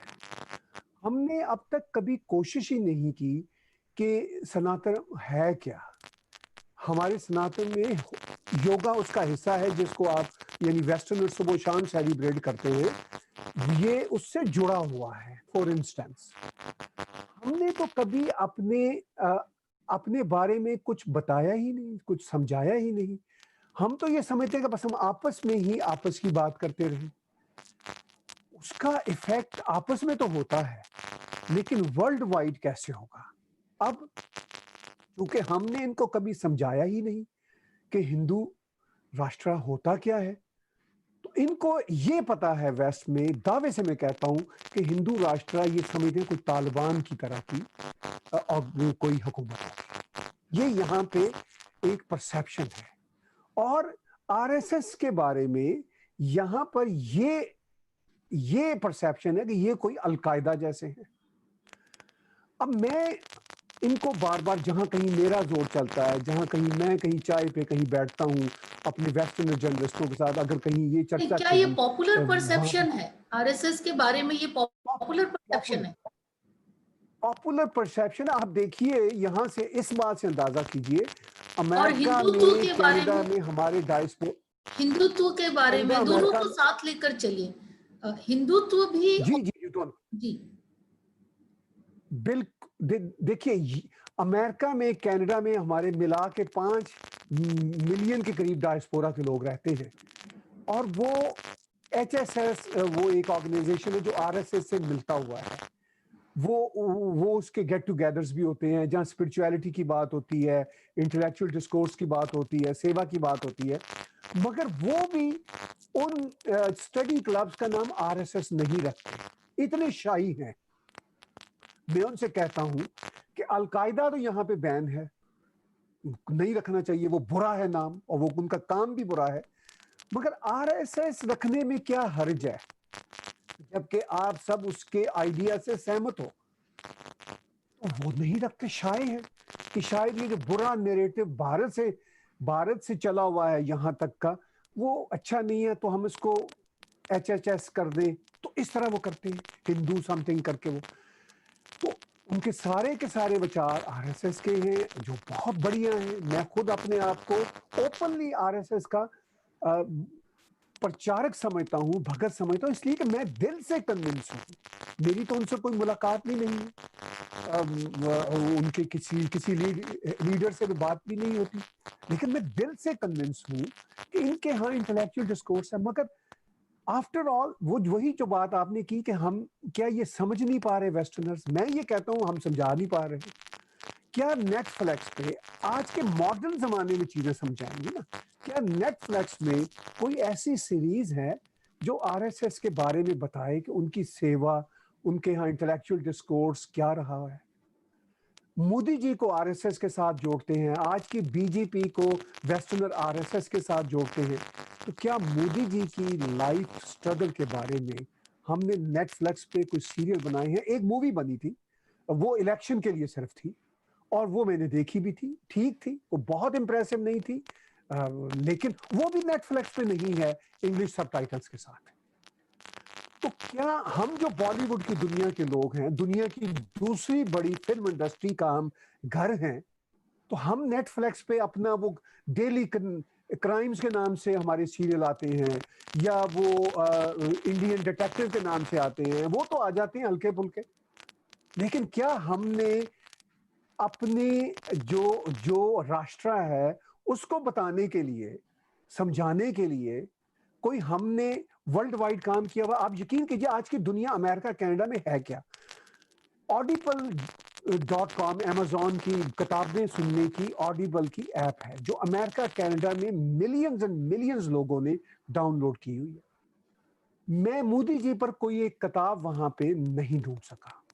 बड़ी मुश्किल से मुझे एक किताब मिली, अच्छी किताब है, हमारे वो स्वपन दास गुप्ता भाई जी की, कि वो भारतीय माता की किताब। मैंने शुक्र किया कि कोई एक किताब तो मुझे मिली जो ढंग की किताब है। अच्छा, हमारी कोई ना कोई रिलीजियस किताब मिल जाएगी, उससे यहाँ की जो जनता है उसको कोई लेना देना नहीं है। उसको तो हमने मॉडर्न लैंग्वेज में, मॉडर्न इश्यूज, मॉडर्न कॉन्टेक्स्ट में जो हमारा हिंदुत्व का एक बहुत ही प्यारा सुंदर इमेज है जो यहाँ बिगड़ा हुआ है, शुरू से बिगड़ा हुआ है, चाहे वो क्रिश्चियन मिशनरीज के जमाने से अब तक। लेकिन हमने उसमें उनको समझाने में क्या एफर्ट की है? हमने ये जो मॉडर्न टूल्स ऑफ कम्युनिकेशंस हैं, जैसे मैंने audible.com की बात की, जैसे मतलब ये हमारा नेटफ्लिक्स है या यूट्यूब पे कितना कंटेंट है हमारा वहां पे इस तरह का मॉडर्न लेवल में इंग्लिश में बना हुआ, जो इनको बताए कि राष्ट्र होता क्या है। तो अभी एक आर्टिकल अगर छपा सादा शब्दों में, वो एक पाकिस्तानी बैकग्राउंड के खालिद उमर का छपा कि क्या मतलब वो ये मेरे सामने पड़ा हुआ है कि what is wrong in India becoming a Hindu राष्ट्र। कितने सिंपल शब्दों में, बिल्कुल सिंपल शब्दों में, सिंपल स्टैटिस्टिक्स के साथ उन्होंने बात बोल दी। खालिद उमर जी का ये आर्टिकल मैंने सुना है कि भारत भर में वायरल हो रहा है। तो अगर एक पाकिस्तानी बैकग्राउंड का मेरी तरह का आदमी, खालिद उमर जिसका नाम है, 3 पेजेस का एक आर्टिकल लिखता है और वो सारे भारतीय दिल से लगाते हैं और उनको बात समझ में आती है, तो भारत में जो 1.3 बिलियन लोगों का कंट्री है, जहां 1 बिलियन के करीब हिंदू बहन भाई बसते हैं, वहां से इस तरह की एफर्ट्स क्यों नहीं आती? ये तो मतलब कोई बड़ी-बड़ी कोई हिस्टोरिक बुक्स आ जाएंगी, जो कोई अमेज़न पे चंद एक मिलती भी होंगी, मगर उनको मॉडर्न शब्दों में, आज की मॉडर्न लैंग्वेज में आसान करके, कंसाइज करके, प्रिसाइज करके ऐसी एफर्ट्स क्यों नहीं होती? नेटफ्लिक्स पे ऐसे सीरीज क्यों नहीं आते? आरएसएस को छोटी ऑर्गेनाइजेशन, इतनी बड़ी ऑर्गेनाइजेशन है जिसकी हिस्ट्री, जिसके काम, इस पे तो 50-50 एपिसोड्स के सीरियल नेटफ्लिक्स पे आ जाने चाहिए। मुझे आप सेवा दीजिए, मैं एक स्क्रिप्ट लिख देता हूँ। मैं भारत आके कोविड के बाद बैठ जाऊंगा आके, मैं एक मॉडर्न लैंग्वेज में स्क्रिप्ट लिख दूंगा। वहां के इतने महान पत्रकार हैं, आप जैसे डॉक्टर नीरजा बहन जी, उन सब, हम सब मिलके ये काम कर सकते हैं। हम ये सिर्फ आरएसएस को नहीं बता रहे, मगर चूंकि आरएसएस को ब्रैकेट किया जाता है राष्ट्र के साथ, क्यों ना हो ब्रैकेट, होना चाहिए। आरएसएस का जो काम है वो बहुत ही महान काम है, वो सामने आए। फिर जो हमारी हिंदू सिविलाइजेशन का पूरा जो अब तक का सफर है, वो रामायण की हमारी स्टोरीज जो है वो हमारे लिए तो बहुत अच्छी है, लेकिन वेस्टर्नर्स के लिए या तो हम उनके स्टाइल में इनको जरा मॉडर्नाइज करके करें, आज के करेक्टर डाल के तरीके के साथ चलें। तो हमें ये सब चीजें सोचनी होगी कि जो आपका क्वेश्चन है कि ये समझ नहीं पाते, मैं फिर जोर देता हूं कि हम इनको समझा नहीं पा रहे, जी जी जी। हम इन तक अपना मैसेज ही पहुंचा नहीं पाते। बहुत बहुत जी ज्यादा आपने इम्पोर्टेंट सेगमेंट्स इसमें उत्तर में दिए हैं और सारे बहुत ज्यादा जरूरी हैं और शायद इमरजेंट भी हैं। एक अंतिम प्रश्नों की तरफ चलूंगी। कुछ जी यूनिवर्सिटीज हैं, इन यूनिवर्सिटीज में कुछ चेयर्स हैं, वो chairs funded by Indian corporates हैं और उसके बावजूद वो, उनका काम कई बार प्रो इंडिया नहीं दिखता। कई बार वहां से ऐसी रिपोर्ट्स आती है, फिर जब उनका सरकारी तौर पे विरोध होता है तो वो यूनिवर्सिटी उस रिपोर्ट से खुद को अलग कर लेती है और फिर रिसर्चर के सिर पे डाल देती है। अभी जॉन हॉपकिंस यूनिवर्सिटी की एक रिपोर्ट आई थी थोड़े दिन पहले, उसके बाद भी दूसरी एक रिपोर्ट हॉपकिंस की दोबारा भी आई है। तो ये जो यूनिवर्सिटीज में आप जो कह रहे हैं थिंक टैंक हैं, थिंक टैंक दोनों तरफ के हैं, अपने भी हैं जो राइटिस्ट हैं, लेफ्टिस्ट भी हैं, कुछ सरकारी भी हैं। ये जो थिंक टैंक्स हैं या फिर भारत के जो पत्रकार हैं, जैसे या अभी नया आया अरुंधति राय का एक बड़ा स्टेटमेंट आ गया जो कि बड़ा ही मिसमैच्ड स्टेटमेंट है, उसमें कोई तथ्य ही नहीं है। बरखा दत्त है, राजदीप सरदेसाई है, ये इन लोगों का वहां के जो एक वर्किंग यूथ है या वर्किंग माइंड है, वो किस तरह अपना परसेप्शन क्रिएट करता है? क्या वो अपने दिमाग में प्रश्न नहीं उठाता? क्या वो अपने दिमाग से काउंटर करके तथ्यों की जांच नहीं करना चाहता? जो कुछ परोसा जा रहा है उसको ही एब्जॉर्ब कर ले रहा है? ये क्या ऐसी सोसाइटीज में हम जा रहे हैं या कि उनको काउंटर करने के कोई रीजंस नहीं मिलते? क्या क्या वजह है? देखिए, हमें ग्राउंड रियलिटीज को समझना होगा और अपने आप के साथ ऑनेस्ट भी होना पड़ेगा। अगर हम ये समझें कि आज की मॉडर्न दौर में, इंटरनेट के दौर में, जहाँ नॉलेज बहुत ही हर जगह पाया जाता है, क्रिटिकल थिंकिंग बहुत अच्छी हो जाएगी, तो उल्टा काम हो रहा है। अब हम इंफॉर्मेशन एंजाइटी के दौर में रह रहे हैं। इतना कंफ्यूजन है हर बात में। किसी को अच्छी इंग्लिश आती हो, अच्छी फ्रेंच आती हो, उससे क्रिटिकल थिंकिंग तो अच्छी नहीं होती ना, वो तो एक भाषा होती है। तो क्रिटिकल थिंकिंग अब इंटरनेट के ज़माने में और ख़राब होती जा रही है। रिसर्च का जो है जो एक एटीट्यूड वो ख़त्म होता जा रहा है। अब बहुत चीज़ों को सामने की फेस वैल्यू पे ही परखा जाता है। यहाँ अमेरिका में भी, वेस्ट में भी, ओवरऑल, जैसा कि भारत में भी ऐसा हो रहा है। आप कुछ पत्रकारों के नाम ले रही थी, आप बिल्कुल वो परसेप्शन बनाते हैं उस तरह के पत्रकार।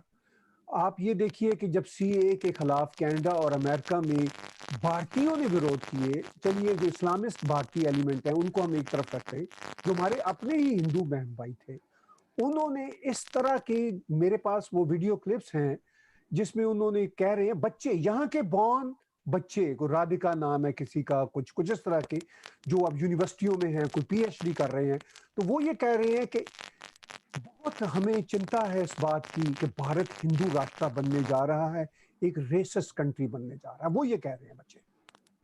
और जब उन बच्चों की बात, मेरे बच्चे जो मुस्लिम बैकग्राउंड, वो वैसे तो वो इस्लाम को जानते ही नहीं है, वो तो बिल्कुल, लेकिन वो भी जब सुनते हैं तो वो भी कहते हैं कि अगर राधिका ये कह रही हैं तो फिर तो ठीक ही होगा ये बात, फिर तो गलत बात नहीं होगी। तो परसेप्शन यूं बन रहा है।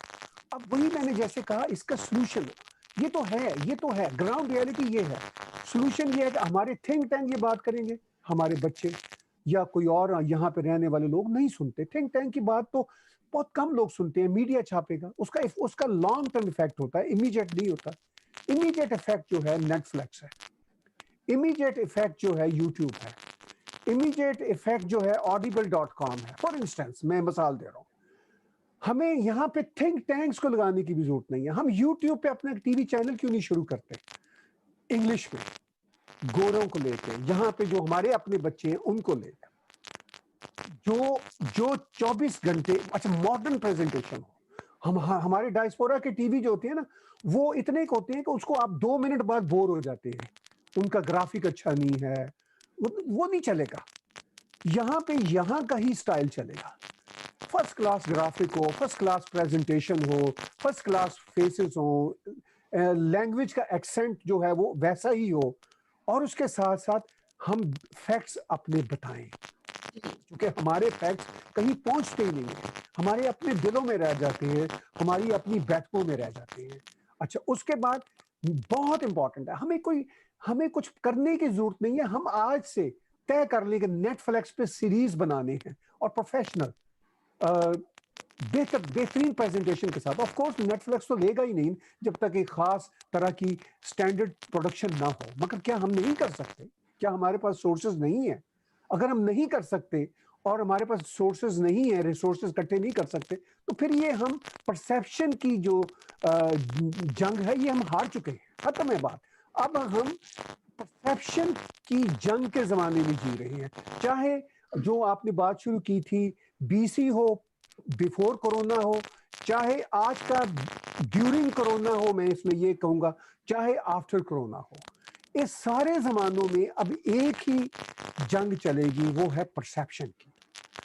अगर हम इसी के साथ मैं थोड़ा सा जोड़ना चाहूंगी, क्योंकि ये तो का परसेप्शन है, लेकिन एक जाहिर परसेप्शन भी है, और उस जाहिर परसेप्शन से ये निकल कर आता है कि मोदी जी इस समय विश्व के टॉलेस्ट लीडर्स में से एक हैं, उनकी एक्सेप्टेबिलिटी बहुत है, उनकी पॉपुलैरिटी बहुत है, लोगों को उन पर विश्वास भी बहुत है। तो एक ये भी परसेप्शन है, ये भी एक सच्चाई है, खाली परसेप्शन ही नहीं है, बल्कि ये एक तरह के टेस्टेड फैक्ट्स हैं कि इतना नेगेटिव परसेप्शन क्रिएट करे जाने के बावजूद मोदी जी की या भारत की जो छवि है वो लार्जर देन लाइफ बन के निकल कर आई है। तो ये जो एक परसेप्शन है फॉर मोदी जी, क्या ये वहां के जनमानस पे असर डालता है, या मोदी जी जो कहते हैं उस बात को वहां उतनी ही शिद्दत से सुना जाता है, उस पर भरोसा किया जाता है? ये क्या आपको सामाजिक रूप से क्या लगता है? देखिए, बात ये है कि इसमें मैंने शुरू में भी कहा था कि मोदी जी ने जो परसेप्शन क्रिएट किया उससे तो हमें कोई इनकार नहीं, मगर वो तो सारे का सारा परसेप्शन मोदी जी ने क्रिएट किया ना। हमने क्या क्रिएट किया परसेप्शन? चलिए, हमने कुछ नहीं किया।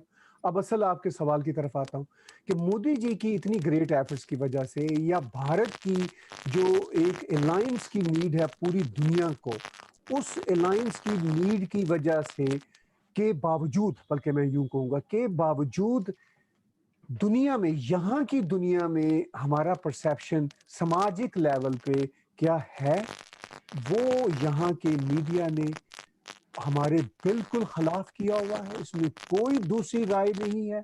यहाँ का मीडिया सिर्फ भारत की या हिंदुत्व की परसेप्शन तो खराब रखे ही हुए है, इवन मोदी जी की परसेप्शन खिलाफ रखे हुए हैं। लेकिन गवर्नमेंट टू गवर्नमेंट लेवल जो गवर्नमेंट मशीनरीज है उसमें तो वो मैंने शुरू में भी बीच में भी कहा कि कोई बहुत इफेक्ट नहीं करता, लेकिन यहाँ पे पब्लिक लेवल पे वो बहुत इफेक्ट कर रहा है। और कल कला को कह लीजिए कि यहाँ पे गवर्नमेंट बदल जाती है, ट्रम्प साहब नहीं रहते, डेमोक्रेट्स आ जाते हैं, वो परसेप्शन भी बदलेगा, गवर्नमेंट टू गवर्नमेंट भी बदलेगा। फिर यूके में या और कंट्रीज में गवर्नमेंट्स चेंज होना शुरू होती हैं तो उसमें भी इफेक्ट होगा। लेकिन मोदी जी ऐसी एक पर्सनालिटी है जो शायद संभाल लें, मगर सवाल यह है कि मोदी जी कब तक अकेले ही ये काम करते रहेंगे? क्या हमने सोचना है कि मोदी जी से बाहर भी हमें भी कुछ अपना काम करना है? फिर मैं जोर देता हूं इस बात पे कि मोदी जी की जो इतनी बड़ी एफर्ट्स हैं जिससे गवर्नमेंट्स टू गवर्नमेंट तो एप्रिसिएशन जरूर है, government to government working relationship भी बहुत बढ़िया है, इसमें कोई मुझे दो राय नहीं है, मगर जो सामाजिक और जो मीडिया परसेप्शन और जो कम्युनिटीज का और जो खास तौर पर हिंदुत्व का और हिंदू राष्ट्र का जो परसेप्शन है समाज की सतह पे, वो टोटल नेगेटिव है। उसको ठीक करने के लिए वही जो मैंने पीछे बातें की, वही बातें हमें करनी होंगी।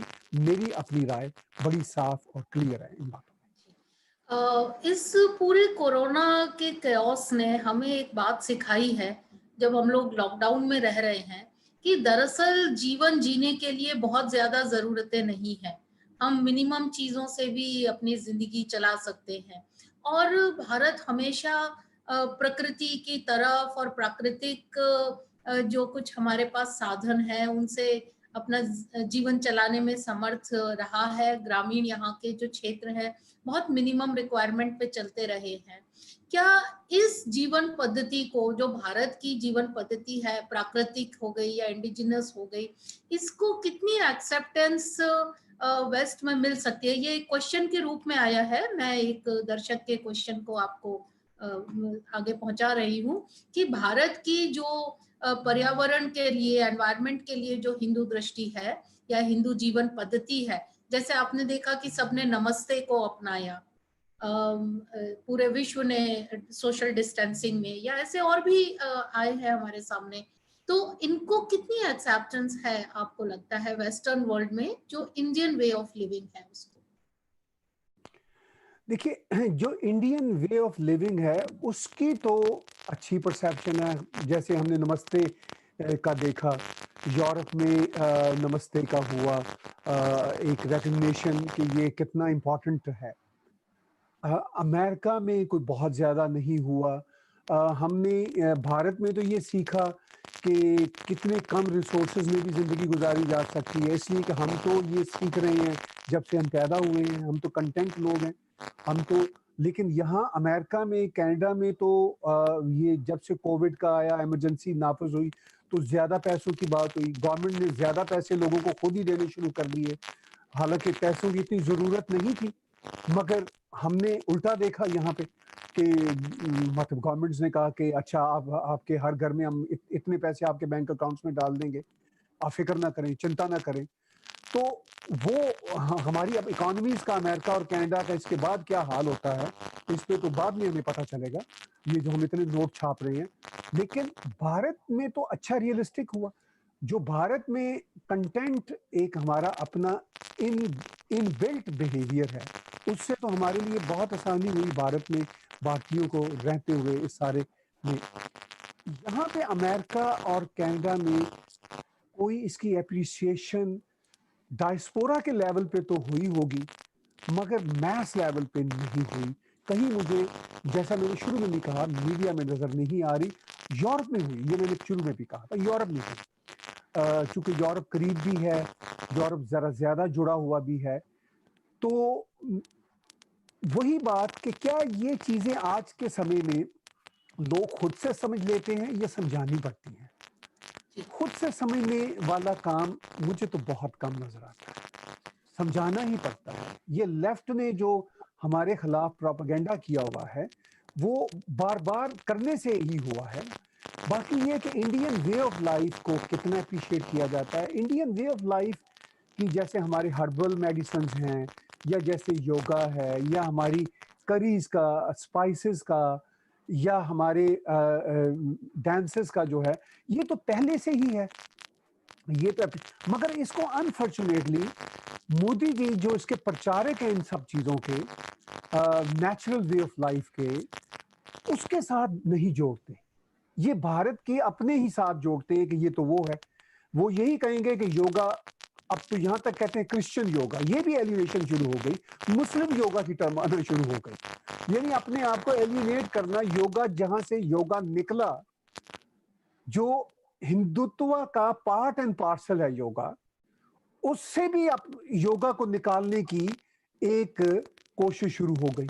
ये खास तौर पर इन दिनों हुआ, यानी मोदी जी और बीजेपी के खिलाफ एक इनडायरेक्ट मैसेज देने के लिए कि हम अपना योगा भी बना सकते हैं।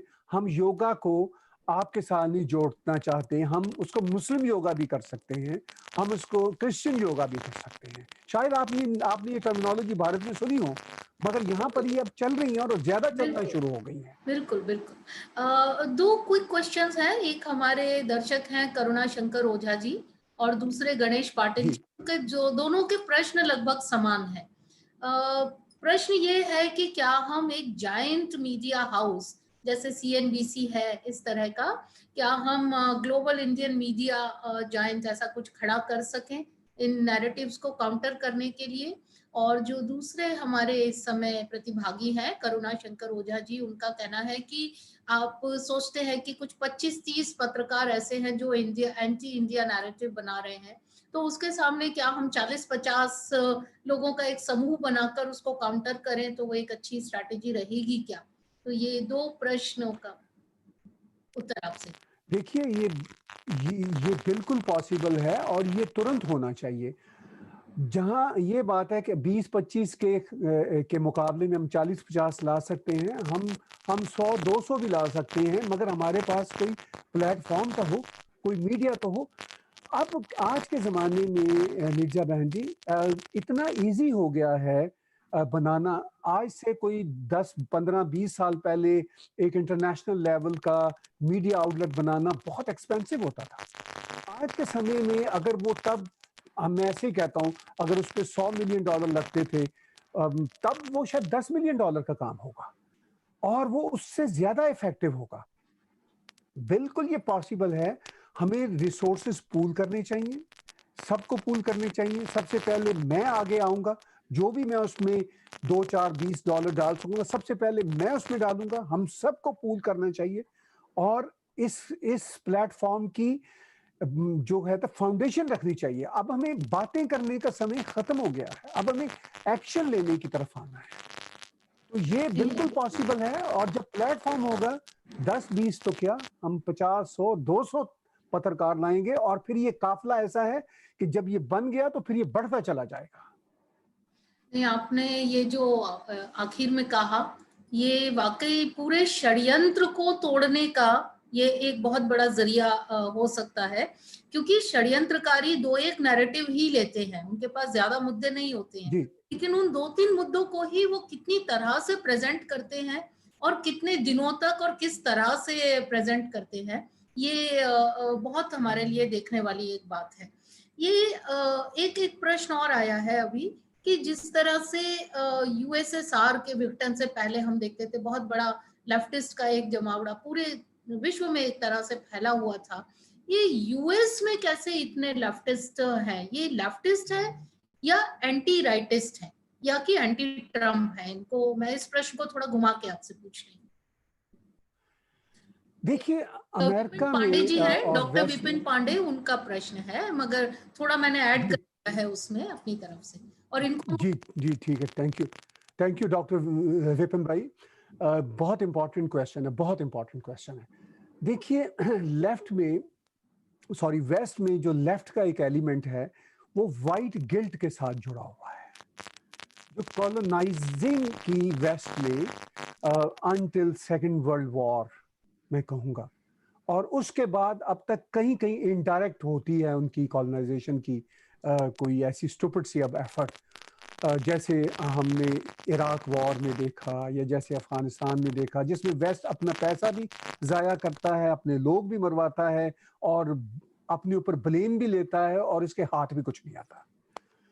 और ये वेस्ट का एक नाइव एटीट्यूड है in terms of not understanding China, for instance, not in terms of understanding Muslim world at all, खासतौर पर इस्लामिस्ट कंट्री जो है, वेस्ट को समझ ही नहीं आती इनकी। वेस्ट फिर अपने तौर पर, और अमेरिका चूंकि इनका चैंपियन है और इनका हेड है, तो अमेरिका में इस सारे के रिएक्शन में फिर एक सोसाइटी में एक लाजमी एक्शन और रिएक्शन एक लाजमी होता है अमर, तो फिर एक वाइट गिल्ट पैदा होता है। गोरे को मेरा भी वैसे आखिर में नाम गोरा है, उसकी वजह कुछ और है, लेकिन जो वाइट आदमी है, जो गोरा है, उसको रेसिस्ट का लेबल वो उसको अच्छा नहीं लगता। तो वो रेसिस्ट का लेबल लेने से पहले ही प्रीएम्प्टिव अपने आप को प्रोग्रेसिव लेफ्ट बताता है।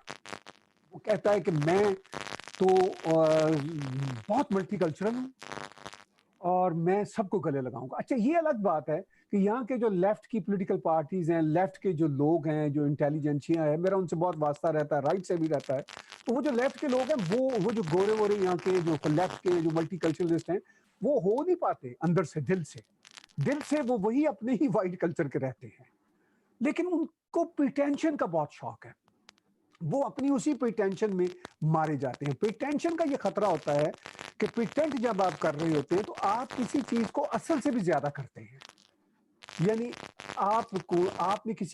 आपने इस्लामिस्टों को सपोर्ट करना है एक लेवल तक, तो आपने प्रिटेंड करना है, तो आपने वो फिर खुद ही इस्लामिस्ट बन जाते हैं एक तरह से जाके। तो ये इतनी हद तक प्रिटेंशन, ये एक साइकोलॉजी का प्रॉब्लम है, सिंपल कोई पॉलिटिकल इशू नहीं है। जी जी ये एक साइकोलॉजी के बीच में मिली हुई है। अच्छा, फिर जितने ये सिविल लिबर्टीज के ग्रुप हैं, जितने ये ह्यूमन राइट्स के ग्रुप हैं, ये बाय डिफॉल्ट लेफ्ट के पास चले जाते हैं। मैं आपको एक एग्जांपल देता हूं। जब मैं आया था कनाडा 21 बरस पहले, मैं फ्रीडम ऑफ एक्सप्रेशन की तलाश में आया था, क्योंकि पाकिस्तान में मेरे पास वो नहीं था, इसलिए मैंने छोड़ा था, मैं फिर वापस नहीं गया पाकिस्तान। तो जब मैं आया तो मुझे लेफ्ट ने गले लगाया, लेफ्ट ने मुझे कहा कि आपको प्रॉब्लम है फ्रीडम ऑफ एक्सप्रेशन का, हम बोलें, आप क्या बोलना चाहते हैं बोलें। ये मेरा अपना एक्सपीरियंस है, मुझे लेफ्ट नहीं गले लगा। जब मैं यहाँ आया था तो मेरे आने के 1 साल बाद सलमान रुश्दी जी यहाँ विजिट कर रहे थे, कनाडा का, यूके में वो रहते थे, जी पर अभी भी शायद यूके में रहते हैं। जब वो यहाँ विजिट कर रहे थे तो लेफ्ट की ऑर्गेनाइजेशन जैसे पेन कनाडा है, जैसे राइटर्स एसोसिएशन ऑफ कनाडा है, या Canadian journalist for free expression है, इन सब ने मिलके कार्यक्रम किया सलमान रुश्दी साहब, और मुझे भी उस पर बुलाया। उन्होंने कहा फ्रीडम ऑफ एक्सप्रेशन के हम गारंटर हैं। तब ये लेफ्ट था। फिर मैंने 4-5 साल बाद देखा, मुझे Canadian journalist for free expression वालों ने कहा, ताहिर कि आप मुसलमानों को, आप मुस्लिम्स को बहुत ऑफेंड करते हैं, you are not doing right. मैंने कहा ये चेंज कैसे आ रहा है? क्योंकि इमिग्रेशन बढ़ रहा था, कम्युनिटीज आ रही थी, तो मुस्लिम जो थे कुछ न्यूज़पेपर के पत्रकार मेन स्ट्रीम के, वो पेन कनाडा के बोर्ड ऑफ डायरेक्टर्स में आ गए। सलमान रुश्दी जी आए, तो वो सलमान रुश्दी जी को जैसे भारत में जयपुर लिटरेरी फेस्टिवल में एक दफा बुलाया तो फिर उनको कहा कि आप नहीं आ सकते, नहीं आ प्रोटेस्ट हुआ, सकते। तो यहाँ पर we don't know Salman Rushdie, हम जानते ही नहीं है, ये तो रेसिस्ट हैं। अब ताहिर गोरा भी रेसिस्ट है लेफ्ट की नजर में, तारिक फतेह जी भी रेसिस्ट है लेफ्ट की नजर में, ठीक है। तो ये एक बड़ा ही कॉम्प्लेक्स इशू है। तो वेस्ट में लेफ्ट जो पहले प्रोग्रेसिव होता था, वो अब जो इस्लामिस्ट हैं उनके साथ चला गया, और रेडिकल लेफ्ट जो फाशिस्ट थे उनके साथ जा गया। और फिर जब से यहाँ पे जैसे कनाडा में कंजर्वेटिव की गवर्नमेंट 9 इयर्स रही, तो लेफ्ट बहुत अपसेट था। अब यूएसए में वो ट्रम्प से अपसेट है। इसी तरह यूरोप में लेफ्ट राइट की कुछ गवर्नमेंट्स आई, ब्राजील में गवर्नमेंट है, तो उससे लेफ्ट यहाँ का और रेडिकल हो गया।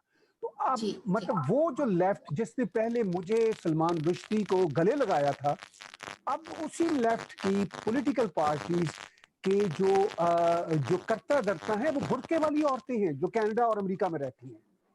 नहीं, वो तो ठीक है, मैं स्वाभाविक उनसे है, कहता क्योंकि हूं, आप जेंडर सेग्रीगेशन को सपोर्ट कर रहे हो, आप लेफ्ट कहाँ के रहे? आप तो फाशिस्ट हो गए। आप तो उन बेचारी औरतों की जो मर्दों के साथ बैठ नहीं सकती, आप उनको सपोर्ट कर रहे हो। तो ये सिचुएशन है। नहीं, बहुत थिन लाइन है एक्चुअली लेफ्टिस्ट और फैसिस्ट के बीच की जो लाइन है, वो लेफ्टिस्टों ने बहुत ही बारीक कर दी है। आज के सत्र में तारिक भाई, आप आए ताहिर भाई, और आपने बहुत मुक्त भाव से पूरा एक कैंडिड डिस्कशन में भाग लिया। भारतीय समाज, भारतीय जो प्रतिबद्ध लोग हैं, वो आपको बहुत गौर से सुनते हैं, आपकी बातों को बहुत यकीन से देखते हैं, और मुझे लगता है आज के इस सत्र के बाद बहुत कुछ सोचने के लिए भी आपने छोड़ा है इस समुदाय के ऊपर। और जरूर ऐसा करना चाहिए जो कि नेगेटिव परसेप्शन को, षड्यंत्र को, फेक न्यूज को काउंटर कर सकें, और इसी लिहाज से आज का ये सत्र रखा गया था। मैं आपका बहुत बहुत धन्यवाद करती हूँ। ताहिर भाई, आप लोग सेफ रहिए, सुरक्षित रहिए, अपने घरों में रहिए, और कोरोना को हरा कर फिर हम बाहर आएंगे जरूर से, और फिर दोबारा बात करेंगे। आपका बहुत बहुत मैं धन्यवाद। आखिर में नीरजा बहन, आपका, उमंग भाई, आपका, सारे ऑर्गेनाइजर्स का और सब सुनने वालों का बहुत बहुत धन्यवाद हूँ, बहुत बहुत शुक्रगुजार हूँ। और मुझे उम्मीद है कि आपको मेरी इस बातचीत में शायद कोई ऐसे 2-3 नुक्ते मिले हों जो आपके लिए सोचने का बाइस बने। और मुझे पूरी उम्मीद है कि हमारा ये डायलॉग चलता रहेगा। आखिर में मैं सिर्फ यही कहूँगा कि आप सब भी सेफ रहें, और इस कोरोना से भी हमें निपटना है, और बीसी यानी कोरोना से पहले, बिफोर कोरोना के जो स्टीरियोटाइप चले आ रहे हैं, हमें उनसे भी निपटना है। और मैं आपको ये भी बता दूं कि ये जो बीसी के स्टीरियोटाइप हैं, ये एसी में आफ्टर कोरोना भी जाएंगे। हमें इनसे निपटना है। हम अभी जो आजकल घरों में चुप बैठे हुए हैं, हमें सोचना चाहिए ज़्यादा, और जो कुछ सजेशन मैंने दी हैं, जो आप उस पर और सोचें, हमें उस पर आप कुछ प्रैक्टिकली काम करना चाहिए। बहुत बहुत धन्यवाद आप सबका। जी जरूर, बहुत धन्यवाद आपका, और सुरक्षित रहें, सभी सुरक्षित रहें, जितने भी प्रतिभागी हैं, सबके इस कामना करते हुए आज के सत्र का हम यही समापन करते हैं। नमस्ते।